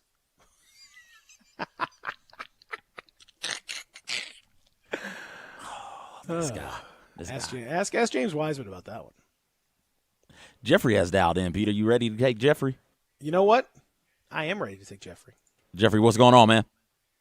Good morning, gentlemen. Jeffrey. Man, I have a simplified answer to some of this. You can't simplify the answer for all of it. But one thing that just hearing you read, because I haven't taken any time to dial into this and taken a really hard look at the legality of it. But I think the NCAA has to put a cap on how much players can be paid for their name, image, and likeness. Because if you don't, it is going to be a buffet free-for-all for teams to have boosters go after players and say, hey, look, here's, like you said, $250,000 to come sign autographs. I think it really, how much money does a college athlete, a college student really need? So if you put a cap on it of $75,000 for name, image, and likeness, I think that would help. But it's a circus. It's going to be difficult to manage. The NCAA cannot do it, but I think they really have to put a cap on it. What do you guys think about that? I don't think. Thanks, Jeffrey. Appreciate it. I don't think that. No, I don't see why you would put a cap on it because. Number one, how are you going to try to enforce that is going to be even more difficult. Number two is the idea behind this is that you are being paid you have the ability to take full advantage of whatever it is your name, image, and likeness allows you to do. And, I think for that, like if you put 75,000, put some random cap on it, like the vast majority of people, we're talking like 95% of athletes will probably come nowhere near the top end of that because their endorsement deals are going to be a lot smaller. But at the top end, once you start putting arbitrary limits on, you just add to the level of difficulty, and people are just going to get around it. I think you just have to. This is the admission. The NCAA, as early as 5 or 6 years ago, in the middle of the Ed O'Bannon trial, was talking about how you fundamentally couldn't allow this because it would totally pervert and change the structure of what the NCAA wants to do. And now they've done a complete U-turn and said, well, no, actually we can, and we're going to try to do our best. And we've been trying, but other people have been trying to hold us up. It's absolute nonsense as per usual from the NCAA. So once you've let this cat out of the bag, it's out. And I think any other attempt to try to further restrain or to add more bureaucracy to it, I don't see that working at all. No, it's not going to work. I don't see that as a possibility. What do you think? 67129 on the text line. 67129 on the text line. 360-8255 on the phone lines. Up next, more on the NCAA's potentially landmark decision. Also, a couple of important stories that we're going to get to. Rob Fisher on the way, 9 o'clock. Much to discuss. Sports 56 mornings. Peter and CJ, Real Sports Doc, Sports 56, 96.1, 87.7. Sports Time on Sports 56 with Wallow and Stats. Weekday afternoons from 3 till 6. Right here on Sports 56, 96.1 and 87.7 FM. Commitment. Dedication. Perseverance. At FedEx, our people are our strength.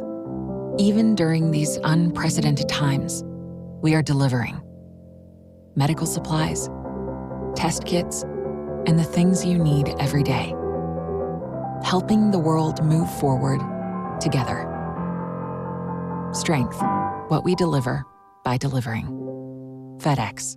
Hi, I'm Troy Fiveash, owner of Fiveash Roofing. Do you have any idea why I never speak the way I am right now? It's because if you're honest, sincere, and knowledgeable, you do not need fast-talking, high-energy, gimmick-promising advertising to get a customer's attention. Speaking of that, how do you think companies can offer huge rebates and giveaways when you use their services or buy their products? By overcharging you in the first place, that's how. Fiveash Roofing doesn't operate that way. It's misleading and dishonest. When I provide a customer with the best products and the best service possible and do it at a fair price, why would I need gimmicks to sell it? Best products, best warranties, and best service possible. That's all we offer. Well, that and financing. Fiveash Roofing, proud partner of the Memphis Tigers and the official roofer of the Memphis Tigers home team. Fiveash Roofing, fair, honest, and ethical. 367-0050 or memphisroofer.com. 367-0050 or memphisroofer.com. Fiveash Roofing, it's what we do. We're here for you. Ace is the place with the helpful hardware, folks. We know staying in is a little easier when you can grill out. That's why Ace will help you get a great grill for your family from the best brands like Big Green Egg, Traeger, and Weber. And with your local Ace right in your neighborhood, we'll assemble and deliver your grill for free. Then, to make it even easier, we'll include free fuel to help you get grilling. The brands you love and the service you trust, only at Ace. Offer valid for Ace Rewards members through May 31st on grills and accessories $3.99 and up. Propane tank not included. See participating stores for scheduling or exclusions. Sports 56 would like to recognize local businesses that are out there providing for the community. Let's support local business with your business. Memphis Hearing Aid, providing better hearing. Campbell Investments, buying distressed properties including foreclosures and tax sales. Germantown Village Wines and Liquors, doing curbside. In South Bank, drive through till 5 p.m. Monday through Friday. Corks Wines and Liquors. Sports 56 appreciates the support of local businesses always, but especially during this time. Thank you. This is Peter Edmiston from Sports 56 Mornings. During this coronavirus pandemic, all of us at Sports 56 urge you to please stay home, practice social distancing, and wash your hands often. While you're home, stay connected with Sports 56. Turn us on your radio, phone, computer, or smart speaker and stay up to date and connected. This is a tough time for everyone, but we will get through it if we all do our part. Stay safe, stay healthy, and stay connected with Sports 56 and Sports56WHBQ.com. Central Barbecue is committed to the health and safety of this community, who has supported Central for almost 20 years. Central Barbecue is still open for business with to-go and delivery options to serve the greater Memphis area with the same great barbecue you have come to know and love. With 4 locations to serve you, from downtown, midtown, and East Memphis, you can order your favorite barbecue and enjoy everything on the menu in the comfort of your own home. Call your nearest Central Barbecue location for more information on delivery and to-go options today. You already know you can listen to Sports 56, 96.1 and 87.7 anywhere with the Sports 56 app or at sports56whbq.com. But you can also watch live video of all of our shows on Twitter, Facebook, YouTube, Instagram, and Periscope. Don't miss out on anything. Stay in touch with Sports 56, 96.1 and 87.7 on social media. Welcome back to Sports 56 Mornings with Peter Edmiston and CJ Hurt. This hour is brought to you by MemphisFarmers.com. Insurance coverage backed by a local agent and a brand trusted nationwide. We are farmers. MemphisFarmers.com. Here once again are Peter and CJ.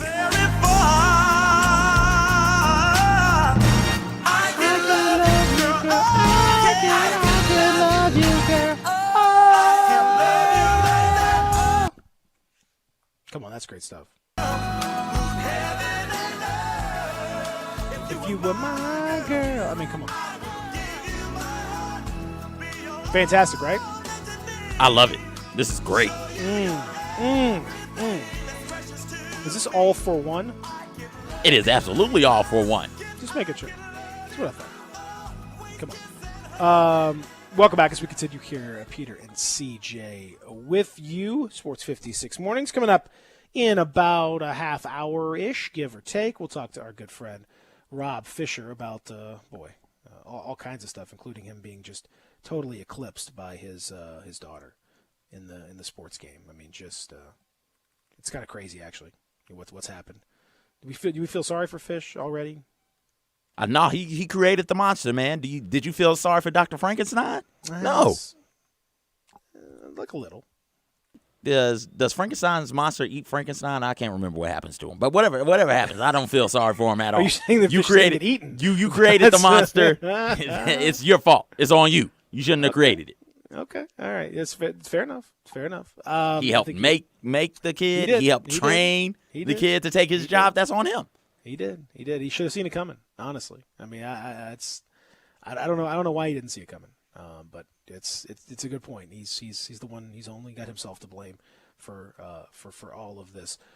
Folks coming in on that text line and on those phone lines, you can feel free to discuss. We have talked a lot about the NCAA's situation and where things stand right about now with regard to name, image, and likeness, and all of that stuff that the NCAA's tried, I think, for years and years, CJ, to kind of walk this tightrope that they knew was eventually going to lead to them falling flat on their face. And guess what? They've pretty much gotten to the point now where they are about to fall, if not already falling flat on their face for a lot of this stuff. So that's kind of where things are right now. I think ultimately 3-5 years if and when all this stuff gets squared away with regard to the virus and everything else, and we get back to something approaching normal, when all that happens, I think 3 years from there, the NCAA is going to be fully open for business. Like it's not going to take long for this thing to not to work. And this may enhance, if you want to start thinking about domino effects down the line, this may hasten the consolidation of conferences. I think this is going to be tough for some of the smaller conferences to compete for higher level players. It shouldn't necessarily affect their budget per se, but it might affect their ability to get certain players. It might affect the way that it's perceived. I don't know. I think to watch the way this affects the rest of it is going to be really interesting, because this is something that we've talked about in theory a lot. The Olympic model, the name, image, likeness, all this stuff, and now we're gonna finally see it, and I think it's gonna be really, really. I'm glad we're seeing it. I'm absolutely glad we're seeing it, but I just don't know. I don't know how feasible, with the NCAA trying to do all the typical NCAA stuff. I don't know how feasible it's gonna be. I mean, it's tough now for those schools. It is, when you have weight rooms that have waterfalls and water slides and Olympic parks in their athletic facilities. Like it's tough for you to recruit against Alabama's weight room if you're Troy State. That the separation is already there.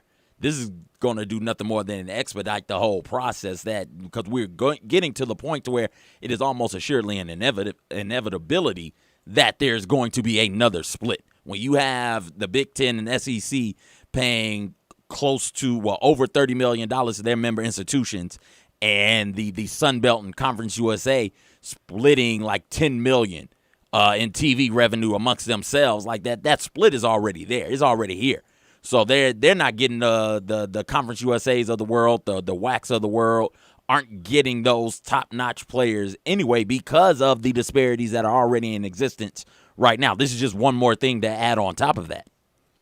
No, I think that's right. It is another thing to add. It's a tricky situation for them, but I think it's also it's going to be, that's the way it's going to be. Like it's just where we are. Like you can't ignore the inevitability of this stuff, and you can't ignore the fact that players now, and I think it's not coincidental that you're seeing significant movement on this front as soon as there is a legitimate threat coming in from the outside.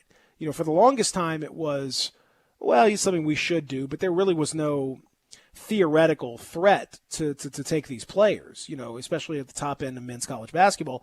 There was really no threat. You could say, well, we really should be finding a way to get these guys some endorsement deal. We really should be finding a way to pay some of these players, but if we don't, so what? Where are they going to go? They can't go to the NBA because the age limit is in place, so they can't just go straight to the NBA. Overseas at that point was not opened up to some of these high school kids. There weren't those programs that we've seen from some of the leagues now. So the kid really didn't have much choice. Like, yeah, you know what, man, it sucks, but you got to go to school for a year. You got to figure this out. Like, it didn't, you're putting Ben Simmons through, LSU. You're making, John Wall's going to Kentucky and Boogie Cousins and all this stuff. Could have come to Memphis. You're making them do that stuff. Derrick Rose went to Memphis. These kids would not have necessarily gone to college if they didn't have to. But it required a legitimate threat for them to then make some kind of action, because now all of a sudden you see over the last few years your LaMelo Balls and your Terrence Fergusons, these kids, the R.J. Hamptons, have legitimate outlets to go overseas and play well, and we're drafted highly. It didn't adversely affect their draft stock at all. If anything, it probably helped it a little bit for a lot of these guys.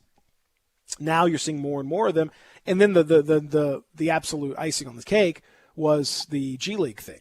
That was now you have kids that don't have to fly halfway across the world. You don't have to upend your entire schedule. You can stay relatively close to home. Oh, and it's a program that's going to allow them to end up having a college education, because it's going to include a scholarship at the end of the deal, and it's going to include six figures for a lot of these players and endorsement opportunities. Well, now bad news, and you saw the immediate response. 3 kids, 5-star kids that would have gone to college, not going to college now. and other kids, as you mentioned, 4 stars in the mix too. I think it's 4 4 4 5 stars. 4 5 stars. Maker 5 stars. Yeah, Maker. Yeah, Maker. Isaiah Todd, Dasheen Nix. Is Maker official? Yes. Maybe I don't he's think not. Maker Maybe he's not official. It's looking like he's gonna go. Yeah, pro. I think it's Okay. looking that way, but I don't think I don't think he's official yet. So I'm not including him. That's why I'm saying only 3 of the 5 stars. I agree, but Maker, and it does look like Maker is heading in that direction. But he's actually going to go to the I think he's going to enter the draft because he's 19. So I think he's going to go straight into the draft, and then potentially, if that doesn't work out, or if he withdraws, then I think he may end up for the G League. Either way, he would have had to go to college or something, and now he's not going to have to necessarily do that. Then those other kids that you talk about, those are significant hits to the exposure of the college game. And we spent a lot of time this year, CJ, talking about how college, I don't think college was like, I mean, people are still, people still watching, people are still enjoying it. Like, there were some, good games and all that, but it didn't have the sizzle. It didn't have the sizzle, and the quality of play has, in my mind, dropped a little bit just across the board. I just don't think it has the same. It's not the draw like to a lot of these kids that it was. Kids don't grow up wanting to play college basketball anymore, or not nearly as many. Certainly not the elite of the elite. They don't grow up and say, "I want to play for North Carolina. I want to play for Duke. I want to play for Memphis. I want to play for Kentucky." You just don't see that. The kids that go say, "I'm going to school X because it's going to allow me the best opportunity to go to the NBA." So we know that the whole thing is basically just a marriage of convenience to begin with. I think they, having taken all that into account, they know that they got to do something.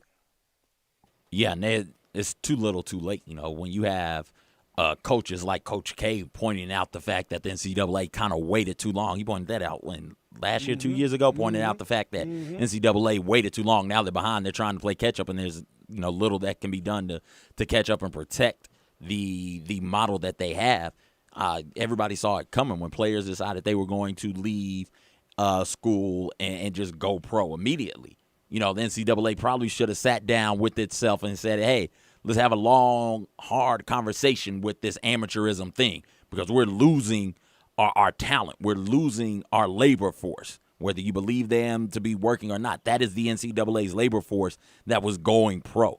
If kids care about making money so much, we've got to find a way to try and incorporate that into the NCAA model." But they didn't, because they were so focused on keeping that money for themselves. And now with another viable option, not just going overseas or playing in Australia or Spain or something like that. Now there's the NBA G League option. The NCAA could have, when the D League became a thing, when you're the NCAA and you're seeing the NBA going from, hey, teams are going to share these developmental league players, to, okay, we're going to get a separate team for everybody in the league. It should have been a red flag right there. Like, this might be a viable option for high school basketball players. We need to find a way to incorporate money and allowing players to make money off of their likeness into our model. But they didn't. They waited till it got to this point when you're seeing 3 of the top 15 players deciding not to go to college and to play in the G League. You saw last season with the fact that James Wiseman only played 3 games. R.J. Hampton and LaMelo Ball both going overseas to play. You are seeing the talent leave the NCAA, and they have nobody to blame but themselves for it. They had time to adjust earlier in the process, and they just waited too late.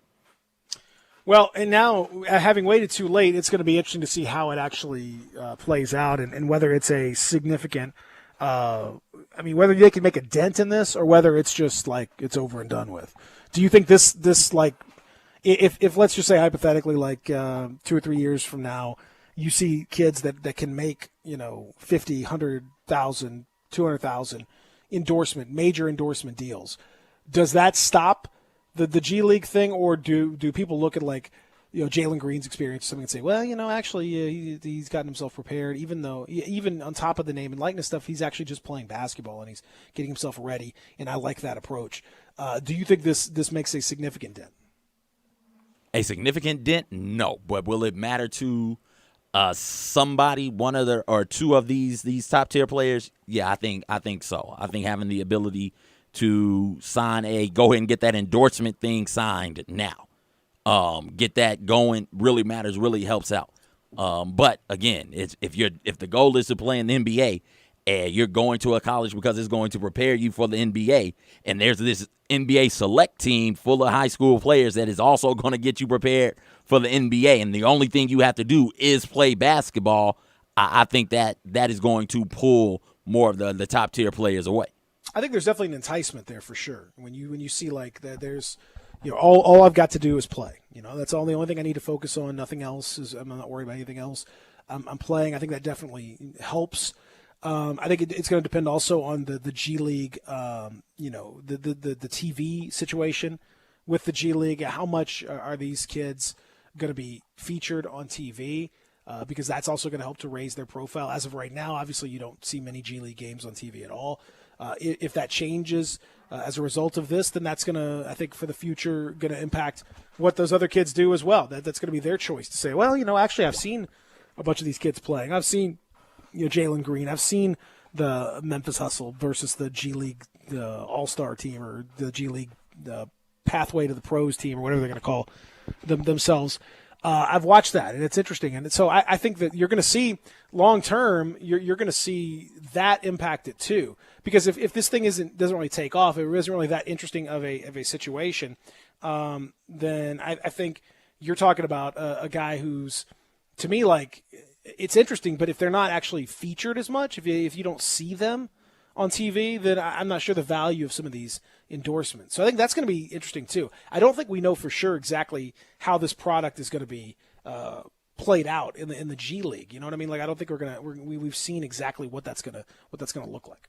No, and until we do, you're right. It is going to, I guess, be a bit of a knock on going that route. That's why this first crop of players that the NBA has, they've got to make sure that they get it right, because this is going to be what jump starts, what catapults the whole thing going forward. If you can look up 3-4 years from now and say, okay, I have the option of going to college A or going to this select route, how did Jalen Green do? Jalen Green was a player that I kind of modeled myself after. People are comparing me to him. How's Jalen Green doing now that he's in the NBA? Is he doing good? Great. That's the way I need to go. If he's not, well, maybe I do need to go the collegiate route. So there are a lot of things that we still don't know about that G League select team. And the more successful those players are, I think is the more likely it is we're going to see going forward players, top-tier college prospects opting for that G League route. We'll see. Unprecedented times in so many different ways. We've got Rob Fisher coming up at 9 o'clock. After Fish, we're going to spin the wheel of conversation, all that coming your way in hour number 3. Up next, we'll take a look at what you guys have had to say about this and what folks around the sporting world are saying about this, including some new information on the season to come in college football and whether it's going to happen at all. Back after this, Peter and CJ, Sports 56 Mornings. We are Sports 56 WHBQ. Listen to us daily on AM 560, 96.1 FM, or 87.7 FM. O'Reilly. Could your car use a spring cleaning? Now's the time to stop by O'Reilly Auto Parts during Clean Car Month for great deals on everything you need to keep your car looking new, like Mother's California Gold Wash and Wax, just $4.99 for a 64-ounce bottle. Save big on your spring cleaning car products today. O'Reilly Auto Parts. Better parts, better prices every day. O'Reilly Auto Parts. Hi, this is John Conway with Conway Services. How old is your water heater? With most of the water heaters in the Mid-South located in the attic, the worst day you can replace your water heater is one day too late. It may be time for a tankless water heater from Conway Services that never runs out of hot water. Plus, these energy-saving models only heat the water you use, saving you money on your gas bill every month. Most 10-year-old water heaters were about 65% efficient when they were new, compared to a tankless water heater from Conway Services that's up to 98% efficient. Plus, right now, get your tankless water heater from Conway Services for as low as $79 per month, or I'll give you $300 for that old tanked water heater. And no more worrying about that tank bursting in your attic either. So call Conway Services, the Mid-South's premier tankless water heater professionals at 384-3511. And the first 30 callers with a 10-year-old water heater will come out and inspect it absolutely free. Call 384-3511. Conway Services. Call Conway today. Sports 56 would like to recognize local businesses that are out there providing for the community. Let's support local business with your business. Airmasters, we take care of all your heating and air conditioning needs. A-Plus Appliance Repair, parts and service for major appliances. JR's Autos, your used car place. Memphis Auto Parts, king of auto parts. Airways Tires, in business for 52 years. Mid-South Hearing Aid, providing better hearing. Sports 56 appreciates the support of local businesses always, but especially during this time. Thank you. Commitment, dedication, perseverance. At FedEx, our people are our strength. Even during these unprecedented times, we are delivering medical supplies, test kits, and the things you need every day. Helping the world move forward together. Strength, what we deliver by delivering. FedEx. Start your day at Sunrise Memphis. Located in Midtown, enjoy delicious biscuit sandwiches and all their menu has to offer with quick and easy to-go and delivery options. Whether it's breakfast, brunch, or lunch, don't distance yourself from great food. For more information on Sunrise Memphis, visit sunrise901.com or call 901-552-3144 to place your order. Stay healthy and eat Sunrise Memphis today. Welcome back to Sports 56 Mornings with Peter Edmiston and CJ Hurt. This hour is brought to you by MemphisFarmers.com. Insurance coverage backed by a local agent and a brand trusted nationwide. We are farmers. MemphisFarmers.com. Here once again are Peter and CJ.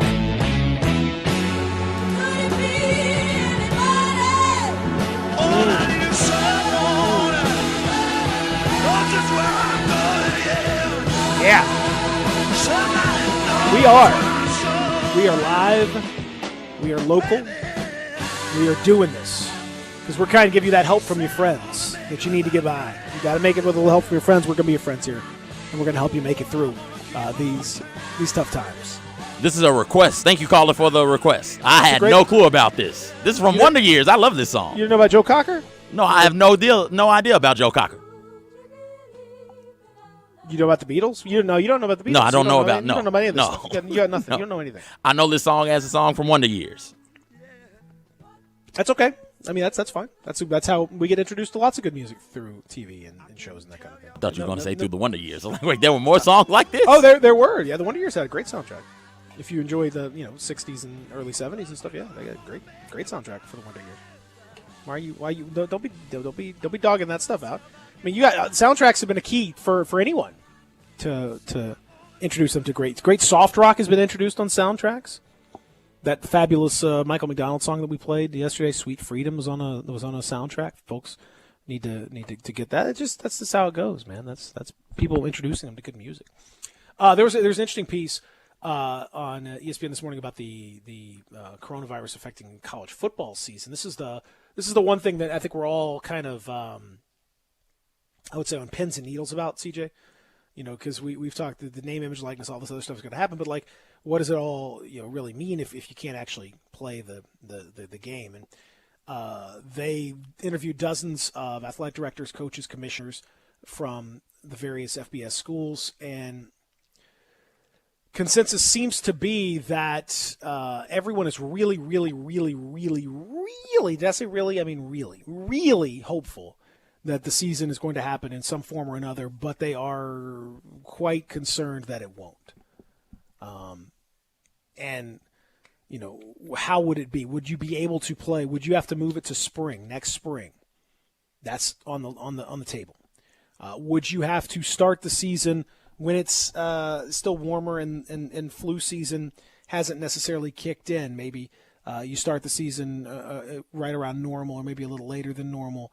If you can get kids back on campus, and then you play for 4 or 5 weeks, and then you take a hiatus for like 3 or 4 months, and then you come back and finish the season.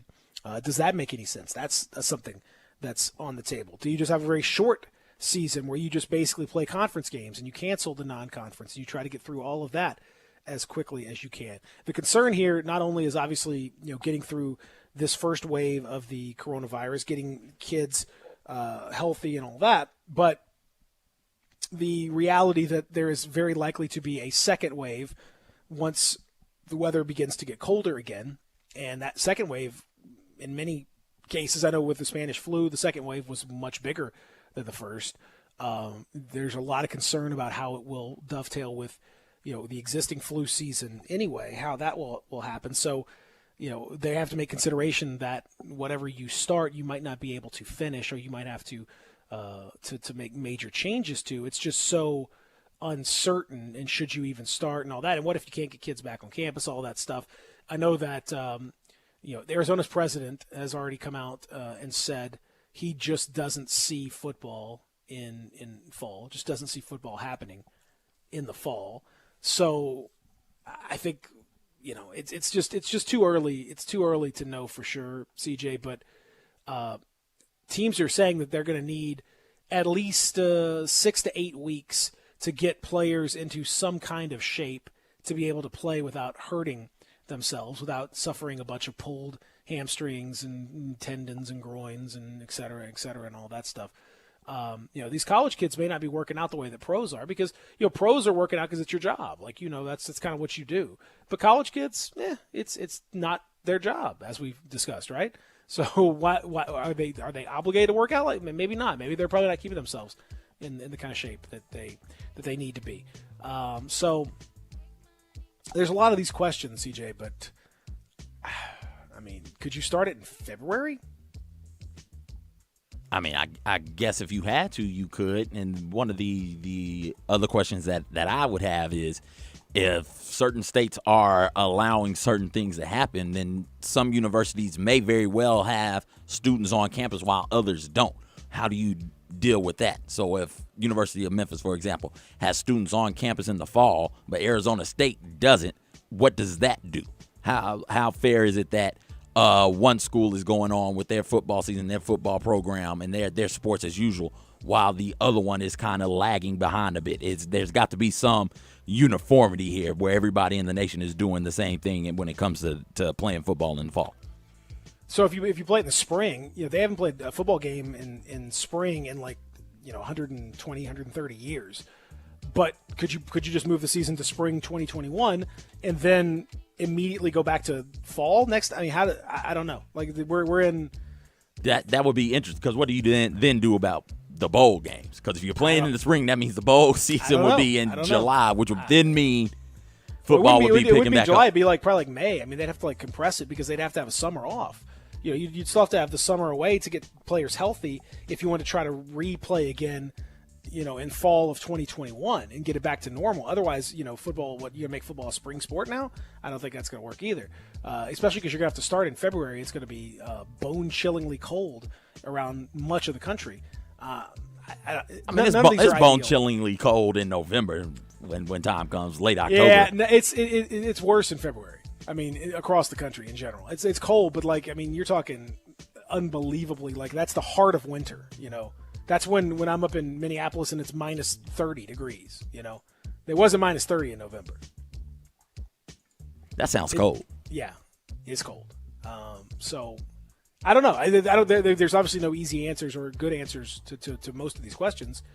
We don't even really know where we're going to be, but it's going to be, I think everyone needs to just kind of prepare themselves for the likelihood that it's going to be different, that it's extremely unlikely that it's going to be a normal, hey, we're all getting ready to play, and first weekend of September, here we go, Labor Day, first weekend of football.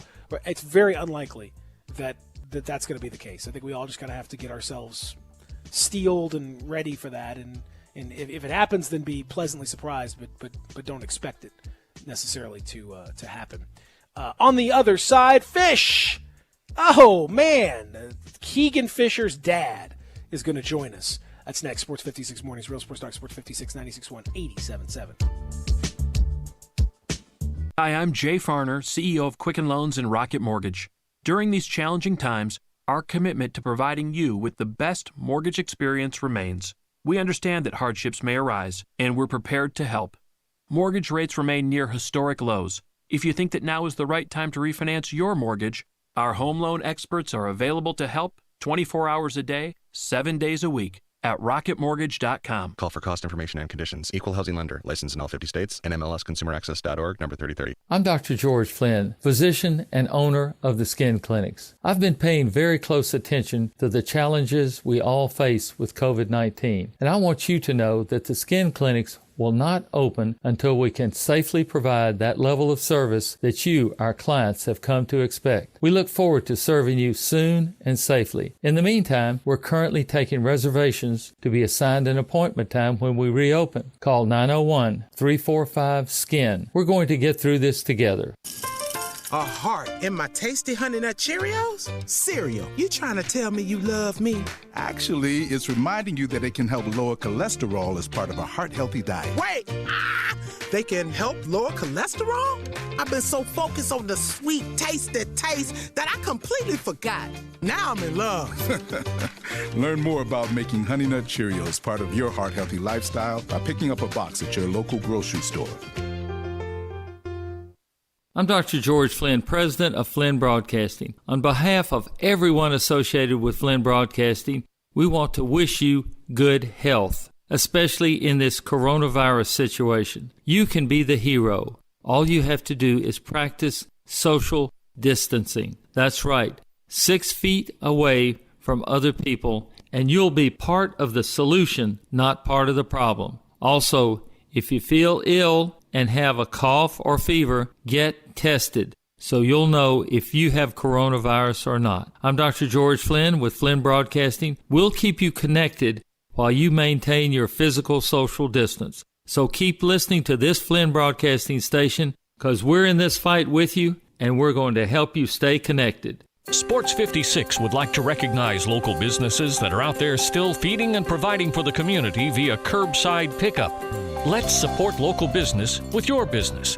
These local businesses include East Memphis Ace Hardware, The Butcher Shop, El Toro Loco on Kirby, Bartlett Small Engines, Spirit Shop Liquor Store, 5 Ash Roofing, Tactical Guns and Ammo, and Wolf Chase Lemon Brace. Sports 56 appreciates the support of local businesses always, but especially during this time. Thank you. Start your day at Sunrise Memphis. Located in Midtown, enjoy delicious biscuit sandwiches and all their menu has to offer with quick and easy to-go and delivery options. Whether it's breakfast, brunch, or lunch, don't distance yourself from great food. For more information on Sunrise Memphis, visit sunrise901.com or call 901-552-3144 to place your order. Stay healthy and eat Sunrise Memphis today. Hi, I'm Troy 5-Ash, owner of 5-Ash Roofing. Can anyone explain to me why anyone would care how I measure your roof? We have all heard about measuring your roof from outer space. Well, to be honest, there are aerial pictures that are taken every 4 years that can be used to measure a building, but it's not from outer space. Besides, no one, and I mean no one, can tell you what's wrong with your roof or even if you need one by using pictures that might be 4 years old. If you would rather do business with a family-owned and operated business with a lifelong tie to Memphis that refuses to mislead or use gimmicks, please give me a call. Best products, best warranties, and the best customer service we know how to provide.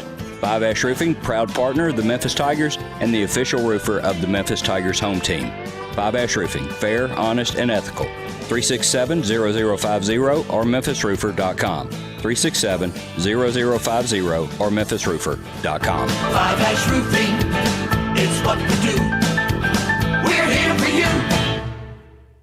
We are Sports 56 WHBQ Memphis, WIVG-FM Tunica Memphis, and WPG-FLP Memphis, Flynn Broadcasting Stations. Welcome back to Sports 56 Mornings with Peter Edmiston and CJ Hurt. This hour is brought to you by Acura Memphis. Here once again are Peter and CJ. Singing my life with his words, killing me softly with his song, killing me softly with his song, telling my heart. Now this is on the list. With his words, killing me softly. This is on the list. So you did good here, CJ. Thank you. I was nervous. I didn't know if I would hit one.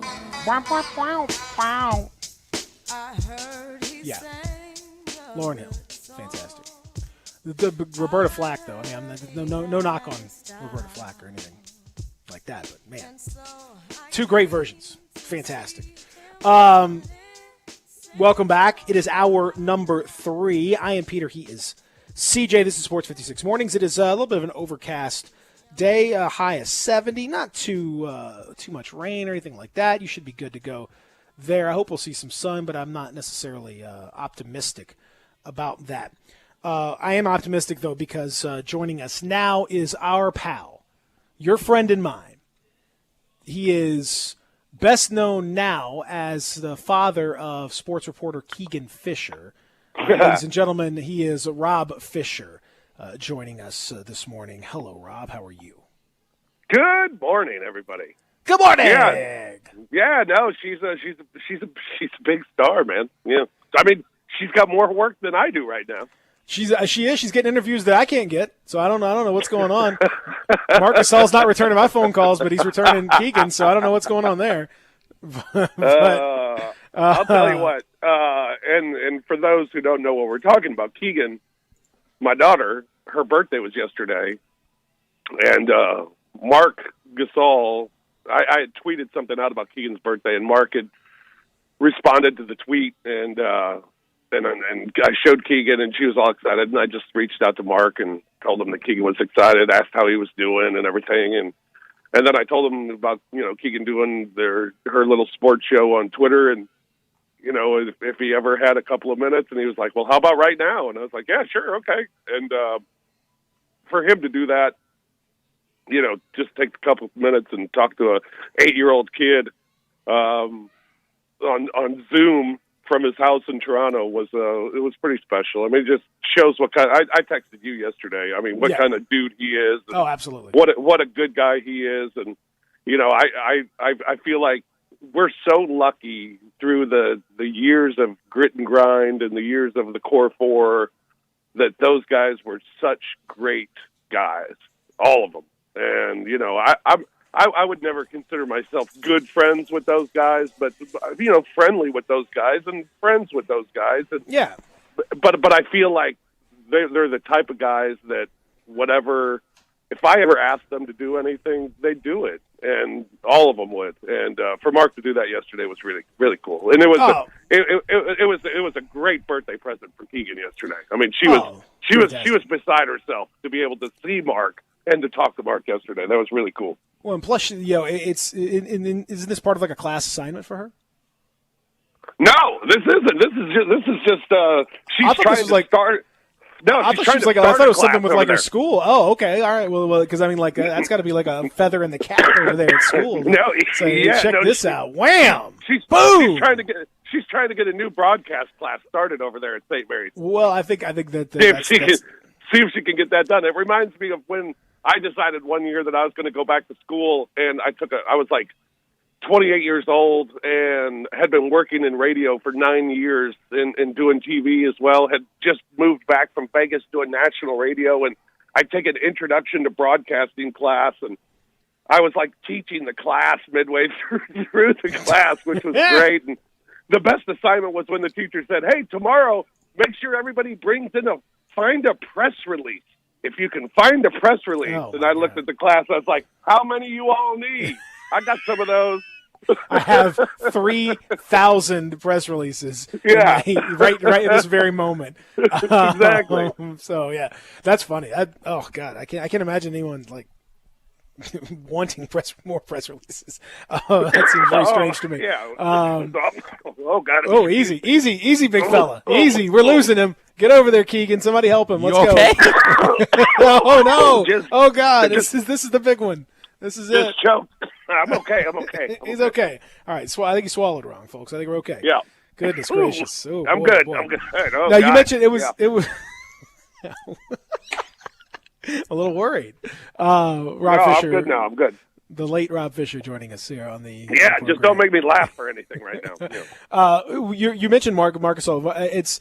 It's very true. Like all those guys, one of the great things about the Core Four guys, they all you're seeing a lot of the Grizzly Rewind stuff. Tony Allen has prominent now, and he's kind of part of the hustle setup a little bit in terms of the coaching staff. Zach Randolph is definitely still out and about doing his thing in Memphis, and Mike and Mark are always keeping tabs on what's going on in Memphis. And it was watching. I know the thing with Mike and Mark especially. Tony's the same way, and Zach too. They all have a special kind of bond with kids. Like you get kids stuff involved, and they all they all light up. They're all dads, so they all kind of understand that aspect of it. I'm not saying you got to be a dad to understand that aspect of it, but it certainly helps. And anytime I remember being in the locker room with Tony during a time when he and I were, not always seeing eye to eye on things. And, Tony has no problem letting you know that if he doesn't like something that you wrote or something that you said or whatever. So we would sometimes get into it a little bit. But, he would then show we talked because our kids shared a preschool class. So then we'd start talking about the class, and he'd show a picture of this, and we start talking about the kids. Next thing you know, he's in a totally different headspace. He's talking about his kid. Here's a little fresh. Here's what he's doing. Here's this. Here's that. Here's my kid. I'm showing pictures, and it's he's in a different headspace. And Mark's the same way. Mark can be. People think he's moody and whatever else, and sometimes he can be a little grumpy for sure. But if you start talking about his kids. Or you start talking about, your kid. I mean, it's a whole different thing, and you could see his face on the interview with Keegan. Like the dude it's a special thing for all those guys. Yeah, and I mean, we grew with those guys here. Absolutely being around them. They all had kids while they were part of that core four, and they grew up from young men to adults. During the time that they were in Memphis, and they did it together. And for those of us who, were lucky enough to be around that team as much as we were, they grew up around us. But you're exactly right. I mean, Zebo's the same way. Every time I see Zach Randolph, whether when he was playing with the team or even today, the first thing he does, he'll shake my hand and he says, "How are those little ones?" Yep. And, and he lights up when he says it. And it's not just, people will say, "So, how have you been?" You just say that to greet people. But they genuinely are, they're interested in how your kids are doing and how you're doing. And it's always great to see Mike Conley and ask him about his kids, and he just gets the biggest smile on his face when he starts talking about his kids. And Marc Gasol, when you ask him about his kids, he just lights up. And oh, no question. He'll start telling you of everything they're doing wrong and everything they're doing right, but yeah, that was always really cool about all those guys. And Tony's the same way. I mean, all four of them. Just when you ask about kids and you ask about normal life, and family, they get really they genuinely are interested, and you can see how genuinely they care, about their own, and to talk about it and to share their stories. And that was always a great thing about those guys, seeing them in the locker room, seeing them in the hallways, and sharing stories about our kids for sure. So, where are you in quarantine mentality? How's your brain holding up here, Fish? It's weird. I mean, I feel like in the last week that it's, I've adapted to new normal. To the point where when this is all over, I feel like you're going to have to adapt to the next normal. Yeah. Because the next normal is still going to be different than what the original normal was. I don't know. I guess for me personally, knowing that even when this is lifted and we start to come back and open up the country and things like that, I still won't be doing games for a long time. So I feel like I'll probably still be in the same mode and still be at home and still be quote unquote quarantined going forward, just because I can. I mean, there's nothing going on. There's nothing for me to do. So I will take the extra precautions going forward. I mean, it's just weird to think how we're going to do this. And I think about it a lot, just thinking of bars. I mean, when a bar opens up, and I was talking to someone who owns a bar in town the other day, and I said, well, how do you just open up and everything's normal? And he just said, we got to figure those things out. I mean, they're trying to set bar stools like 6 feet apart. they're getting rid of a lot of tables inside the bar and spreading them out as much as they can. But the bottom line is people are going to come up to the bar to order drinks. And do you have your bartenders and your servers? Are they wearing masks and gloves? I mean, what's we said yesterday, what about when is the next time you're going to go to a buffet? Right. Absolutely. Ever again? Are we gonna? Are we done with buffets like permanently? Is that going to come back? It's going to be weird. And I mean, imagine, you know, we've talked about it before. I mean, things like this this has lasted longer than you know anything in our lifetimes. I mean, you know, 9/11, the world stopped, and it was horrible. And that first day back of sports and things like that, where when we talk about a sports sense, that first day back of sports was so emotional and so weird, but it was such a bonding experience. And now you look at that first day back when fans are allowed, it's not going to be so much a bonding, yes, let's rally, we're back. It's going to be a weird, man, this person is sitting really close to me right now. And when there's a slam dunk, do I high-five people anymore? I mean, imagine that first game back when there are fans, how awkward it's going to feel for everybody to be in the building. It's weird to think about, but it's going to be different. Everything's going to be different for a while, for sure. No, there's we're trying to kind of, you know, it depends on you're going country to country, and I think we're seeing, like in Europe, for example, the difficulty of coming up with some kind of a consistent plan because you have totally different mindsets. Like, for example, Italy right now has said they're going to allow their players to start practicing May 18th with the idea that the first week of June maybe start playing without fans. Switzerland announced today, same kind of thing, that's what they're looking to do. But France, on the other hand, canceled all sports until August of any sort, whatever it may be. Everything's canceled until August. You know, Germany is more so. Like, you know, these are countries that are you know, we're talking about with the same proximity as, you know, us to New York or us to Florida or us to some of these other states, but they have completely different ways of handling it. And it just tells us, like, I think it's silly for us to try to say, like, well, by this date we need to do this, because we don't know, man. You don't have a clue how this thing's going to turn out. Yeah, I mean, okay, hey, Friday, country's open. Right. Let's get it. Go get it.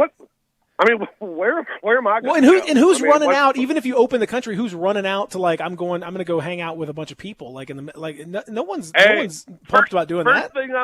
First thing I'm doing when the country opens, I'm going to a bar. You know what? But you know what's sad is there are a lot of people who probably have that mindset. There's no question about it. Yes. And I think that's scary for like I was saying, that's scary for the bar owners, because it's okay. I mean, how cautious are we at first? You know, and I don't know. It's a bizarre thing. And like I said, I mean, getting used to this normal, we're going to have to get used to another normal when this starts to happen. And you know, it's like, okay, well, things start opening up, and it's like, well, why is that okay? And I can't do this, or, you know, how far can we go, or how much? If I go to the bar, am I wearing a mask and just lifting it every time I take a drink? I mean, or am I wearing gloves? Are people still? But you can't, like if you're lifting the mask when you're taking a drink, you might as well not be wearing a mask at that point. Right. I mean, are people going to be going out still protecting themselves? And I don't know. I mean, and what's scary is all of a sudden, you know, we start opening up the country, and then you have another bad day of, you know, casualties and cases and things like that. I mean, are we prepared do we have to shut down again? I mean, these are all questions that I trust the people, you know, that know much more about it than I do. And if they start saying it's okay to do certain things, I'm just going to trust them. I mean, because I don't know. We none of us know. And that's what makes it very difficult. No.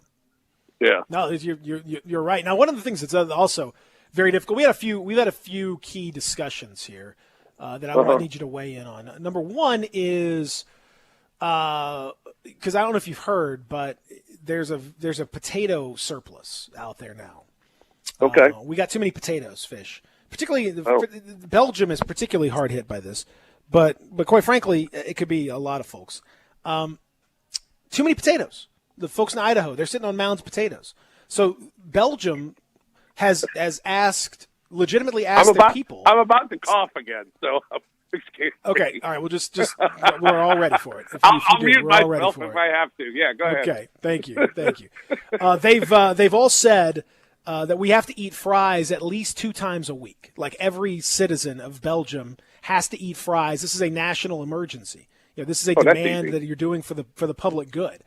I agree. I think I could do that without any problem whatsoever. I'll probably do that now. But the question is, what type of fry? Give me your fry power rankings. Like what sort, like the style of fry that you prefer if you're going to eat fries. Okay. Can we include tots? Yeah, tots are definitely part of it. Yeah. Okay. And sweet potato fries as well. Like that's I'd probably go with the crinkly. Number crinkle 1. Cut, okay. Crinkle cut 1 for fish. Might go tot 2. Shoestring 3. Now, here's CJ and I both are way down on the shoestring. Oh, shoestring, that's a little high. Shoestring. Well, let me tell you He's something. got shoestring at 3. Explain to me the what's the benefit of a shoestring fry? Why are we going with that over a different fry? Well, McDonald's fries, man. Those are not shoestring, though. Those are just regular fries. Oh, shoestrings no, are like they those little tiny little. They are shoestring. And the thing is, I'll tell you why. How big are your shoestrings? You're tying your shoes with some like they're pretty toe rope. Yes. I mean, what are you doing here? Nobody's eating shoestring fries. I mean that's not literal. But I'm saying they're the little shoestring. The shoestrings are like they're littler. They're like half the size of a McDonald's fry. They're terrible. My wife you take like a whole pile of them. My wife and I have done a very good job helping the potatoes shortage here recently. Well, that's very. We like to have an appetizer every night, and a lot of times we'll either put some tots on or we'll put some big fries, some crinkly fries on or something. But the kids... You have an appetizer every night. Interesting. Okay. Yeah, and usually it's potato variety, or toasted ravioli, one of the two. But toasted anyway, that's the St. Louis tradition. The kids love the shoestring fries, and usually we'll just get the huge 5-pound bag, Kroger brand shoestring fries, whatever, and feed those to the kids because who cares? They don't deserve good stuff. So, but we've been doing that. But we got a 5-pound bag of these Ore-Ida shoestring fries. And let me tell you something. It's Ore-Ida restaurant-style shoestring fries. Maybe the best frozen fry I've ever had. Maybe the best frozen fry I've ever had. Yes. They got a little season to them. They're fantastic. They're made them for the kids yesterday. Are you making them just straight up? You just baking them normal? Like, are we having a weird preparation? Are you making them just air fryer? Okay. Oh, I think that's the air fryer then. I don't know if that's a fryer. I think your air fryer is the key there. I do air fryer for everything. Everything. Yeah, you air fry. Air fryer is a big move to make. I mean, what other fries are you put? What fries are you putting above that? Steak fry? I'm just not a huge fan of steak fries. That's just a lot. It's like eating a potato in your hand. I mean, I would say curly fries are definitely number 1 for me. See, I'm not a huge curly fry fan. Curly fries to me are a lot like Cheez-Its. You love them, but you can only have so many. I love. Oh wait, how many Cheez-Its can you have? 3-4 boxes? I was gonna say, are you kidding me? Yeah, I was thinking that analogy is exactly right, except that I can have all of them. I can eat them forever. You're right. Cheez-Its, I could go half a box and then be like, okay, I can't have any more. But like Lay's chip, I'll go a whole bag. No, I'm the exact opposite. I could eat the white cheddar Cheez-Its. The white cheddar ones are good too, man. I love Cheez-Its. Probably a bad the extra analogy, crispy ones. Have you ever gotten the extra crispy Cheez-Its? Oh, the extra crispy when they kind of do like a burnt Cheez-It. Oh, yeah. Oh, it's so good. It's the one, Cheez-Its with the like ones they threw out because they screwed up. Yeah. Yes, that's fine. Fantastic. I don't care. Yes. No, you know why they call them Ore-Ida? That was a bad No, I don't know. Do you know, CJ? No. Because it's Oregon and Idaho. O-R-E is or. That's Oregon. Right. And then Idaho. Ida is Ida. So it's a combination of potatoes from those two states. That's the company where they started. They started working those two together, and then it became Ore-Ida. So just little fast fact for you guys out there. I like to. That is fascinating. I apologize. I like to. I apologize for my Cheez-Its reference. That turned out not to be good. Listen, I appreciate your apology. That was poor, but that's okay. Now I think you could say cheese nips. Those are the ones we got to get that out of there. We got to get that out of here. Only have so many. Yeah. And Cheez-Its, by the way, another snack that can go in the category of you must get the name brand. The generic Kroger equivalent is not as good. Correct. Not everything is like that. The generic is fine in certain situations, but that is one case where Cheez-Its, Charmin. Yes. Yep. CJ certainly will tell you about the Charmin. Charmin is so important, man. It is so important. You got to have the Charmin, man. I made that mistake a long time ago in my life where I didn't get Charmin because something else was on sale. Well, that was stupid. It's on sale for a reason. It is. Right. I got 105 rolls of the Charmin, man. I'm sitting pretty, baby. 105 rolls. Oh, my God. Hey, sitting pretty. God bless you. It's the way it's supposed to be. You are sitting pretty. You're literally sitting pretty. Again, I tell you guys, get a bidet, and you'll be happy that you did. Peter, you're so knock right it'll knock your toilet paper usage way down, and you're good to go. One of the greatest moments of my life. We were staying in Houston.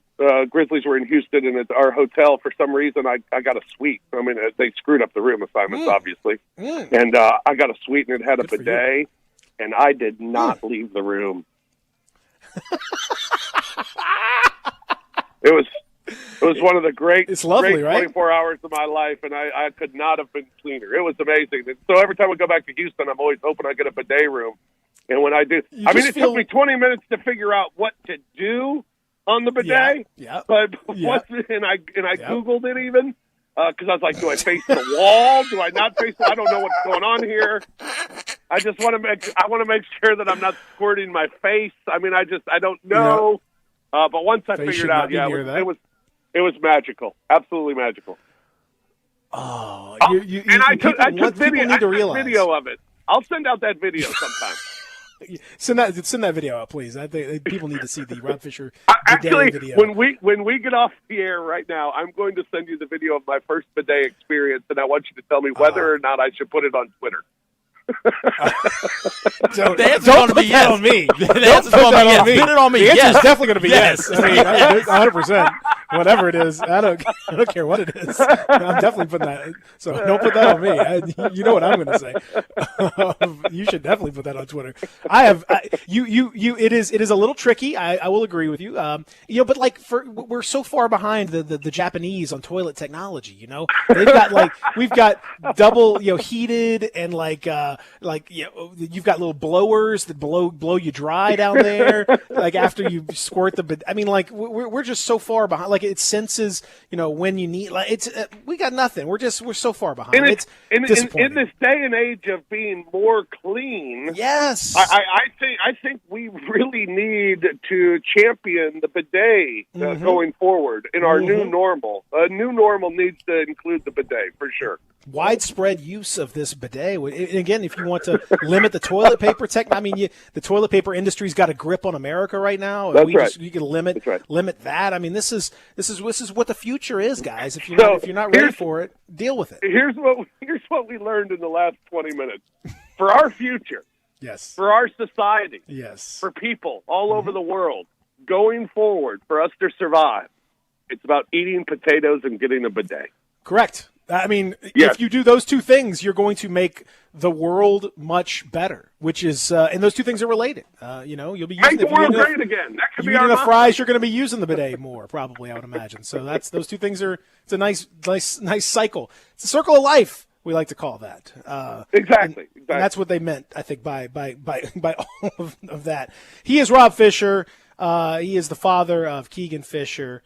He is a fan of bidets, and inexplicably, he's a fan of shoestring fries. So we're all everyone's different, and that's okay. I like the Oregon, Idaho shoestring fries. Yes, right. That's right. The old Oritas. If it's Orita, it's all right. I remember that very well, and I think we all do.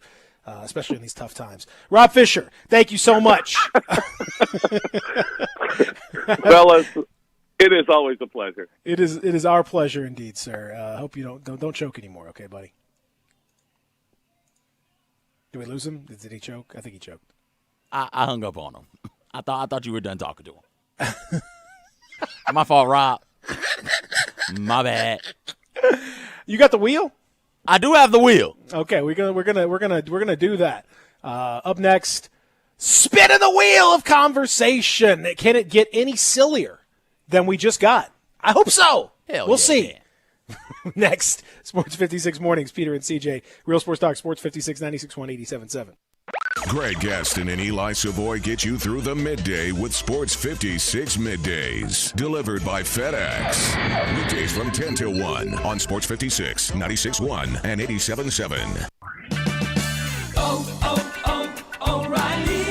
Are your wiper blades chattering, skipping, or squeaking? Don't compromise your visibility with streaks or smearing on your windows. When it's time to replace your wiper blades, stop by O'Reilly Auto Parts and see our selection. We'll even install your new blades while you wait. See better and drive safer. O'Reilly Auto Parts. Better prices every day.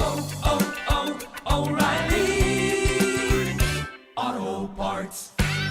Do you get into bed and find your mind still going? If so, try ZzzQuil Pure Z's liquid melatonin. It's made with an optimal level of melatonin for no next day grogginess. Pure Z's liquid melatonin, because sleep is a beautiful thing, at stores now. Listen Sundays at 11 a.m. to join Idlewild Presbyterian Church for worship. Idlewild is a PCUSA church located in Midtown Memphis. This is CJ Hurt from Sports 56 Mornings. During this coronavirus pandemic, many of you are spending all day at home, and we remind you that you can stay in touch and connected through Sports 56. Turn us on your radio, computer, phone, or smart speaker and stay up to date and connected. Meanwhile, keep practicing social distancing and remember to wash your hands often, and hopefully before long, we can get back to some sort of normalcy. Stay safe, stay healthy, and stay connected with Sports 56 and Sports56WHBQ.com. Hi, I'm Troy Five-Ash, owner of Five-Ash Roofing. Do you have any idea why I never speak the way I am right now? It's because if you're honest, sincere, and knowledgeable, you do not need fast-talking, high-energy, gimmick-promising advertising to get a customer's attention. Speaking of that, how do you think companies can offer huge rebates and giveaways when you use their services or buy their products? By overcharging you in the first place, that's how. Five-Ash Roofing doesn't operate that way. It's misleading and dishonest. When I provide a customer with the best products and the best service possible and do it at a fair price, why would I need gimmicks to sell it? Best products, best warranties, and best service possible. That's all we offer. Well, that and financing. Five-Ash Roofing, proud partner of the Memphis Tigers and the official roofer of the Memphis Tigers home team. Five-Ash Roofing, fair, honest, and ethical. 367-0050 or memphisroofer.com. 367-0050 or memphisroofer.com. Five-Ash Roofing, it's what we do. We're here for you.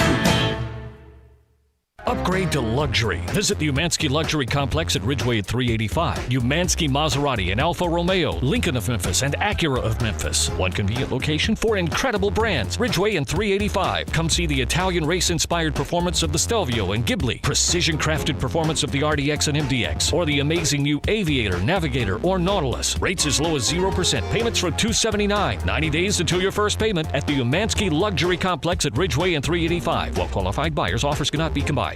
I Buy Houses, 901-406-1101. That's 901-406-1101. I Buy Houses. I Buy Houses will buy a house in any area, in any condition, and yes, it's guaranteed to close in 5 days. If you need to sell your home quickly, call 901-406-1101. If you've been through a divorce, if you lost your job, if you're tired of renters, I Buy Houses can get you your money quickly. I Buy Houses will buy your home in Shelby County, DeSoto County, Memphis, Bartlett, South Haven, Horn Lake, Olive Branch, anywhere and everywhere in between in any condition. And yes, they're open 24 hours a day, 7 days a week. I Buy Houses, 901-406-1101. That's 901-406-1101. Grab that pen, 901-406-1101. I Buy Houses. Welcome back to Sports 56 Mornings with Peter Edmiston and CJ Hurt. This hour is brought to you by Acura of Memphis. Here once again are Peter and CJ.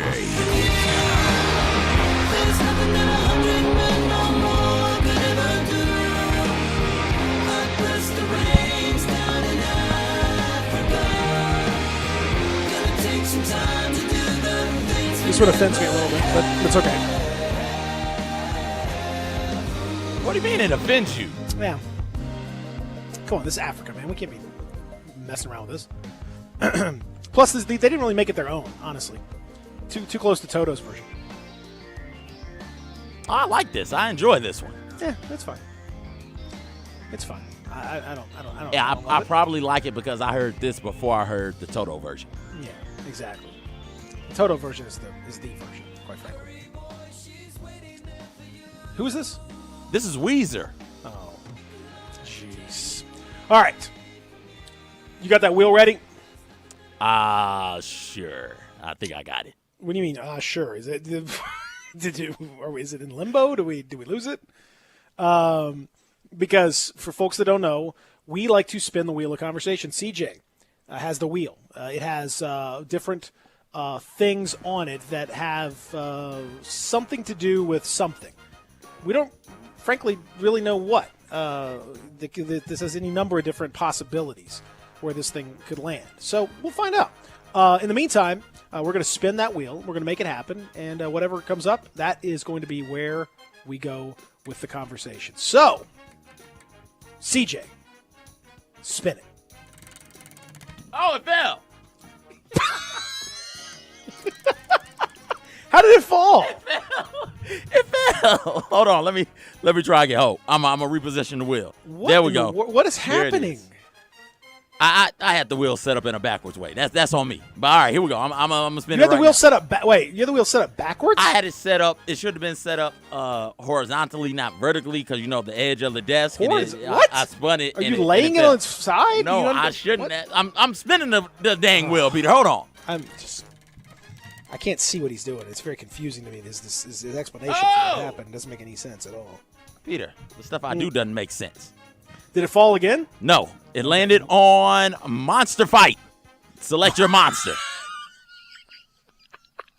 Now, are we being given monsters by somebody else, or are we picking our own? Like, I pick a monster, you pick a monster, and then we have the fake fight itself. Well, yes. You pick a monster. You tell me. You pick a monster. I pick a monster, and then we fight it out, and we figure out which monster would win to get the strongest monster of the monster, I guess, species? Monsters are a species, I guess? First of all, can we how do we specify monster versus like supervillain? Like what is the characterization here?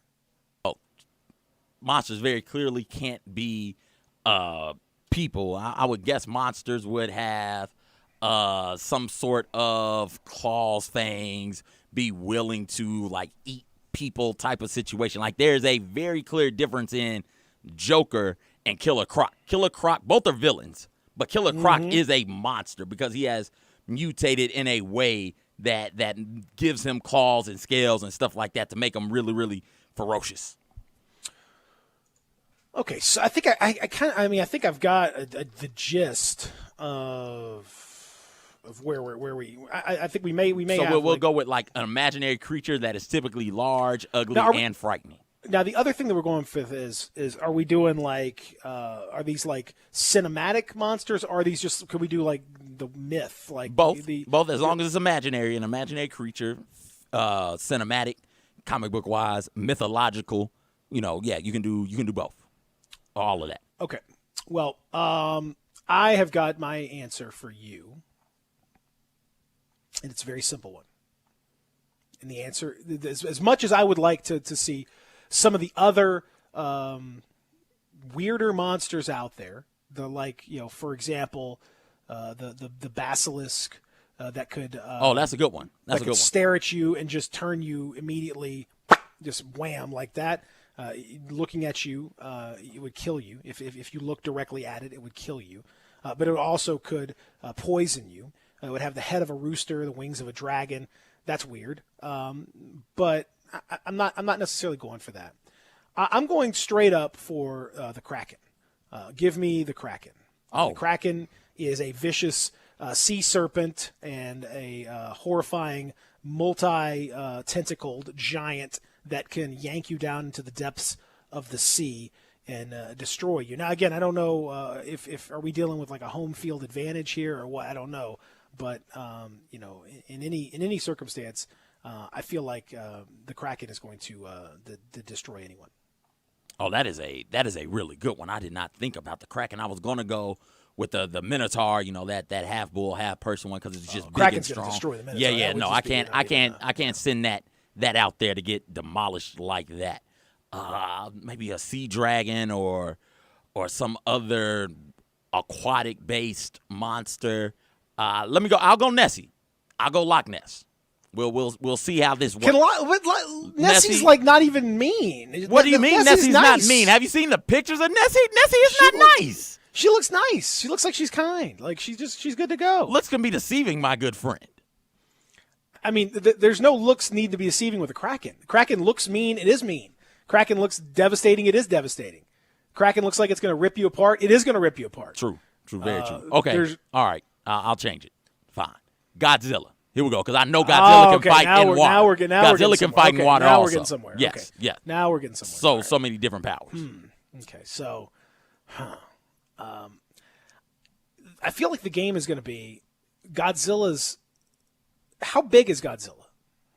I wonder what. Yeah, we need to get the measurables of these what's monsters. tail of the tape on Kraken? What was the thought of the size of the Kraken? Like, are we talking like? Because I mean, well over 100 feet, I think, but I don't really know.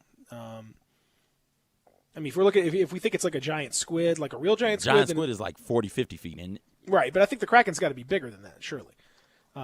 Now, Godzilla's size, let's see. Godzilla is supposed to be 355 feet. Oh, yeah.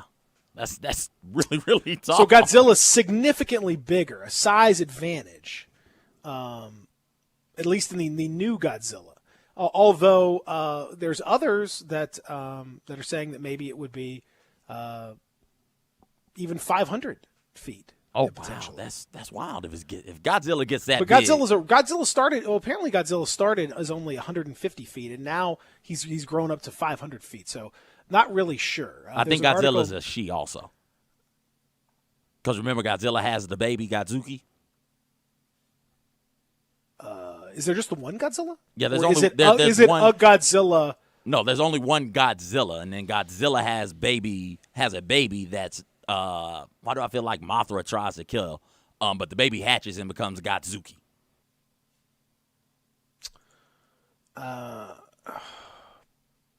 Boy, it's a great question. I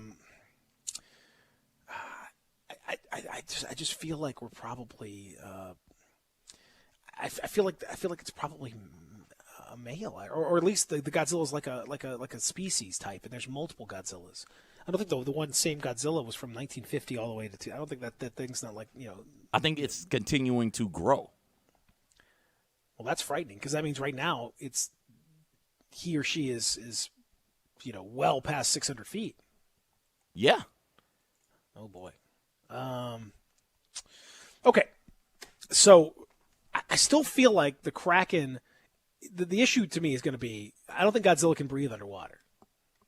The Godzilla can, well, maybe for a certain period of time, because Godzilla swims underwater from, I do believe, Japan to the west coast of the United States. So Did Godzilla it swim? Yes, I guess it had to swim. Godzilla swam. Yeah. Although at 500 feet, Godzilla may as well have walked, just stood up in the water. And I was like, that's why I thought it just walked. Like I thought we just walked across. No, and not the most recent Godzilla movie, but the movie before that. I think it came out like 2014, 2015. That Godzilla swam all the way across the ocean. Okay. So did it swim or did it? Okay. Because the issue is going to be, can the Kraken pull the Godzilla down and bring it underwater and maybe drown Godzilla or cause some kind of an issue there? I think that's going to be your problem right there. Because otherwise, it does feel like Godzilla probably would. Can Godzilla shoot lasers? What are we doing? Godzilla shoots lasers, breathes fire. Godzilla is a monster's monster, like all around. And Godzilla whooped King Kong's ass. Like Godzilla is here. That's what Godzilla does. The Kraken fights people and sailors and ships. You know, the Kraken gets summoned by Poseidon or Neptune and rises up out of the ocean to do Poseidon's bidding. Godzilla has no master and just runs around fighting monsters, be it Mothra, King Kong, or whomever. Godzilla has been training for this, and I think I've gotten to the bottom of whether or not Godzilla is a male or female. Now, Kraken can shoot poison. I should point that out too. Okay. Yes. Now we're getting somewhere. Okay. So I think the Kraken can shoot poison if needed. I think. Oh boy. If the Kraken could, that's gonna take a lot of poison to poison Godzilla. Godzilla's really big. Yeah. I don't think a little bit of poison is gonna do much. No. I think you're gonna have to really shoot that stuff out. And you're talking about a monster in Godzilla that has atomic breath, nuclear beam, radioactive ray, the atomic ray, the nuclear pulse, the magnetic aura, the injury resistance, and the healing. You know, you just can't compete with that. He can do so much. Yeah, boy, I don't know. So 67129. Even if you poison Godzilla, he has shown an ability to resist injury and harm the way that some monsters just can't. Yeah, I mean, it does feel like I probably would have to take like a Mothra or some other type of Godzilla-ish monster. I don't know. I think it might be tough. 67129. Can anyone make a case for the Kraken? I feel like probably it's going to be tough. I mean, Godzilla has the size and the power advantage. It's not very fair. I feel like you're talking about. If you can't free. If the only thing is the only saving grace is potentially if Godzilla could drown. We got to drown Godzilla. We don't know whether Godzilla. I don't think we have. Can Godzilla breathe underwater? 67129. Yeah, I'm pretty sure Godzilla is amphibious. Do you know that for sure? I saw Godzilla swim from coast to coast. I'm pretty sure he's amphibious. Okay, Godzilla can breathe underwater. So that seems to be the Godzilla's the ultimate monster, man. The question should be, who the hell can beat Godzilla?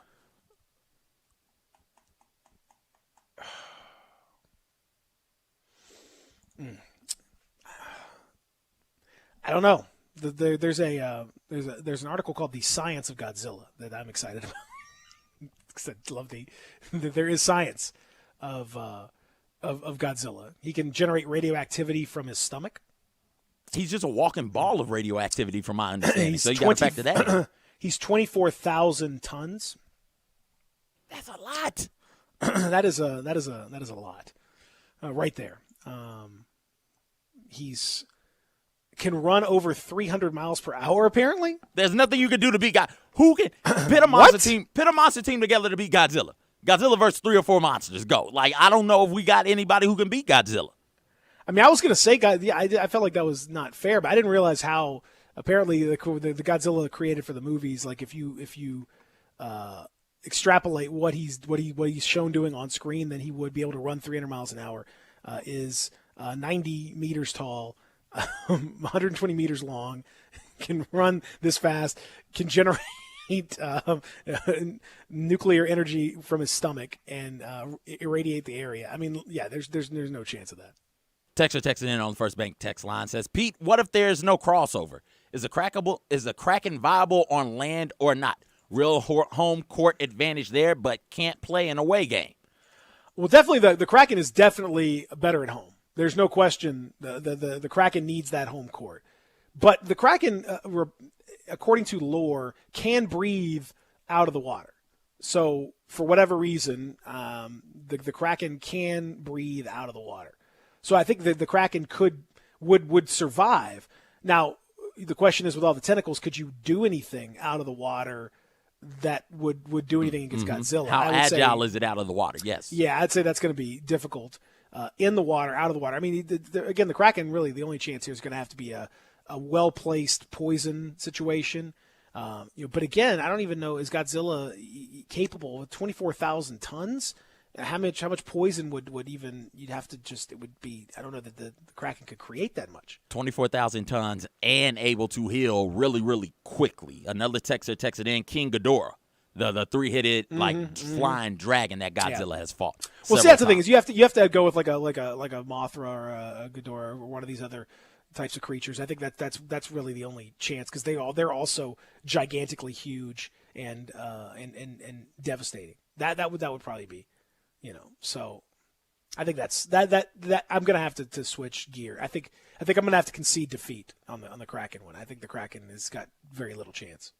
All right, so Godzilla, on the topic of male or female, Godzilla reproduces though through parthenogenesis. That is where you just asexual reproduction. So people have said that Godzilla is a male. He just reproduces asexually. No sperm, no egg needed. So that is how we end up with Godzuki.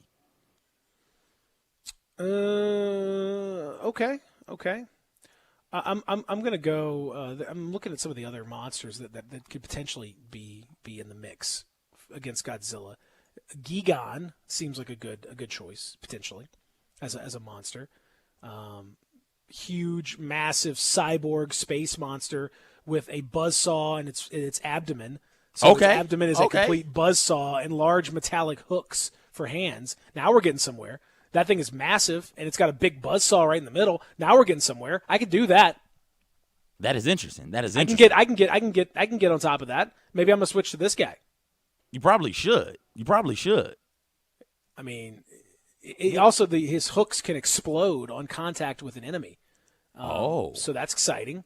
And at some point, he's been shown to have chainsaws on his hands too. So I really feel like that's a real nice combination to go up against Godzilla's just massive size. What about what's the giant puff monster, the one from Ghostbusters? What's that one called? A Stay Puft? Stay Puft Marshmallow Man? Yeah. What's the Stay Puft Marshmallow Man going to do? He's just going to be big and Stay Puft. I mean, we're not going to. But I don't think you can kill the Stay Puft Marshmallow Man. You can't kill it. You can only hope to contain it. Yeah, but I'm gonna have to. I can't wait out Godzilla. You can't kill Godzilla either, right? You can't. I don't think so. I've never seen anything do it. No, so I think you're basically in a situation where you're not going to be able to. That's a stalemate at best, and basically it's down to the point where there's like one little tiny bit of marshmallow left. That's not gonna. No, I can't make that happen. Up next, we'll solve this one way or the other when we return. Sports 56 Mornings. The word is out about R&R on Sports, where you've heard interviews from Ken Griffith Jr., Dr. J, Hank Aaron, and many, many more. Right here, R&R on Sports, Saturday mornings, 9 a.m., Sports 56, 96.1, and 87.7. Don't miss it. Commitment, dedication, perseverance. At FedEx, our people are our strength. Even during these unprecedented times, we are delivering medical supplies, test kits, and the things you need every day. Helping the world move forward together. Strength, what we deliver by delivering. FedEx. Right now, more than 125,000 children are waiting to be adopted from foster care. The Dave Thomas Foundation for Adoption works around the clock to find them the permanent, loving homes they deserve. You can help. Learn more at davethomasfoundation.org. The folks at Homer Skelton Hyundai want to say thank you. Thank you, Memphis, for another spectacular year. They set records, but I can understand why. You think about the product. Where else do you get a 10-year, 100,000-mile limited powertrain warranty? That's what you get on every new car at Homer Skelton Hyundai. Oh, and thank you again for the 11th straight year, the #1 certified pre-owned car dealership in all of Memphis. It starts with that product, but then it goes to the shopper assurance. Where else do you go where you get transparent pricing, flexible test drive, take the car for a couple of days if you want, streamlined buying process? You're not going to be there all day, in and out. And then, and I have not seen this anywhere else, the 3-day worry-free exchange. You buy a new car, if you've got any buyer's remorse,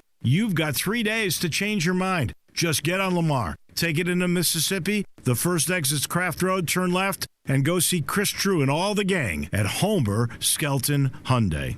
Hi, I'm Troy 5-Ash, owner of 5-Ash Roofing. Can anyone explain to me why anyone would care how I measure your roof? We have all heard about measuring your roof from outer space. Well, to be honest, there are aerial pictures that are taken every 4 years that can be used to measure a building, but it's not from outer space. Besides, no one, and I mean no one, can tell you what's wrong with your roof or even if you need one by using pictures that might be 4 years old. If you would rather do business with a family-owned and operated business with a lifelong tie to Memphis that refuses to mislead or use gimmicks, please give me a call. Best products, best warranties, and the best customer service we know how to provide. 5 Ash Roofing, proud partner of the Memphis Tigers and the official roofer of the Memphis Tigers home team. 5 Ash Roofing, fair, honest, and ethical. 367-0050 or memphisroofer.com. 367-0050 or memphisroofer.com. 5 Ash Roofing, it's what we do. We're here for you. And now, a page from the diary of Flo. Dear Diary, I got the brush off again. I don't get it. Is there something wrong with the way I wave? Elbow, wrist, elbow, wrist. Why won't that little basset hound acknowledge me? I'm friendly. I give everyone peace of mind when I protect their homes through Progressive. He should be jumping for joy when I walk by. Save an average of 17% on car insurance when you bundle home and auto through Progressive. Maybe it's me. No, it's him. Progressive Casualty Insurance Company and Affiliates. Discounts not available in all states or situations. Sports 56 would like to recognize local businesses that are out there providing for the community. Let's support local business with your business.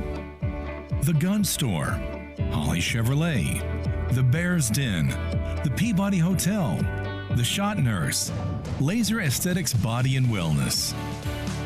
Sports 56 appreciates the support of local businesses always, but especially during this time. Thank you. Welcome back to Sports 56 Mornings with Peter Edmiston and CJ Hurt. This hour is brought to you by Acura of Memphis. Here once again are Peter and CJ.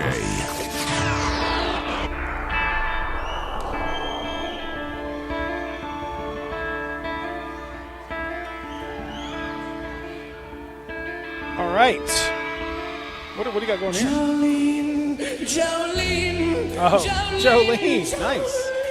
Oh, this is you can't mess with Dolly, but I appreciate that you're trying. We got a text 67129, CJ. Oh yeah, texts have been flying in about this monster fight. Love it. Okay. Kill Godzilla with kindness. Clifford the Big Red Dog, the BFG, Sully, and the Stay Puft Marshmallow Man. That's your super team. I love Kill Clifford. I love Kill Godzilla with kindness. I love that. Do you think that would work? Can Godzilla comprehend kindness? Yeah, oh yeah, absolutely. Godzilla is a gentle sort of creature as long as you don't, wake him up prematurely from his slumber. And as long as you're not another monster who's trying to eat Godzilla. That's why Godzilla comes. Godzilla comes to save humanity from these freakish monsters. Your King Ghidorahs and your Mothras. That's what wakes Godzilla up. I just have this terrible thought of Clifford the Big Red Dog, that lovely, happy soul, bounding up to Godzilla and going arf, arf, arf, and dropping a bone and then just getting roasted by nuclear fire. That's rough. I mean, I feel like that's going to happen. I don't know. I don't. Maybe I should trust Godzilla, but I find it hard to. Other texts. King Ghidorah. Another text that texts in with King Ghidorah. Yeah, I think that's a strong. You gotta fight, fire with fire. You gotta fight giant monster with giant monster. So what's up with the? Is there nothing in the Star Wars universe that's really big that could maybe stand a chance? Aren't they riding on some of those things at one point in time? Yeah, I'm not the one to ask on that one. I'm not real familiar with the Star Wars universe. I don't think anything's competing with Godzilla though. From a monster standpoint, I think like the Death Star or something. But I mean, robots, sure, droids and all that maybe. But like in terms of just pure monsters, yeah, I don't know. I don't. But I'm not the Star Wars guy, so. Maybe we go super small, get something parasitic, like a parasitic monster gets inside of Godzilla and kills Godzilla that way. Like could a space slug do that? I don't know. I like the theory. I just think the sheer size is going to be really hard to. I guess if you find a virus that can, reproduce quickly. I mean, maybe. Yeah, I like that thought. But as a single monster, I think Godzilla's going to be awfully tough to deal with. Our thanks to Rob Fisher for joining us. Thanks to all of you guys on this kind of rainy, sort of nasty morning, as hopefully it'll get a little bit happier as the day goes on. Midday is coming up next. Everybody, have a good, safe Wednesday.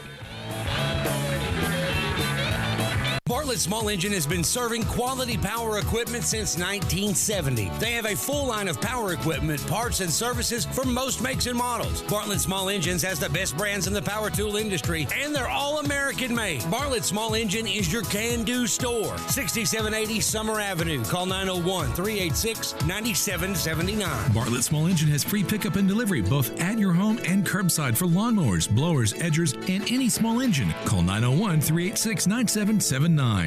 Hey, everybody. Our friends at All-Star Chevrolet in Olive Branch care about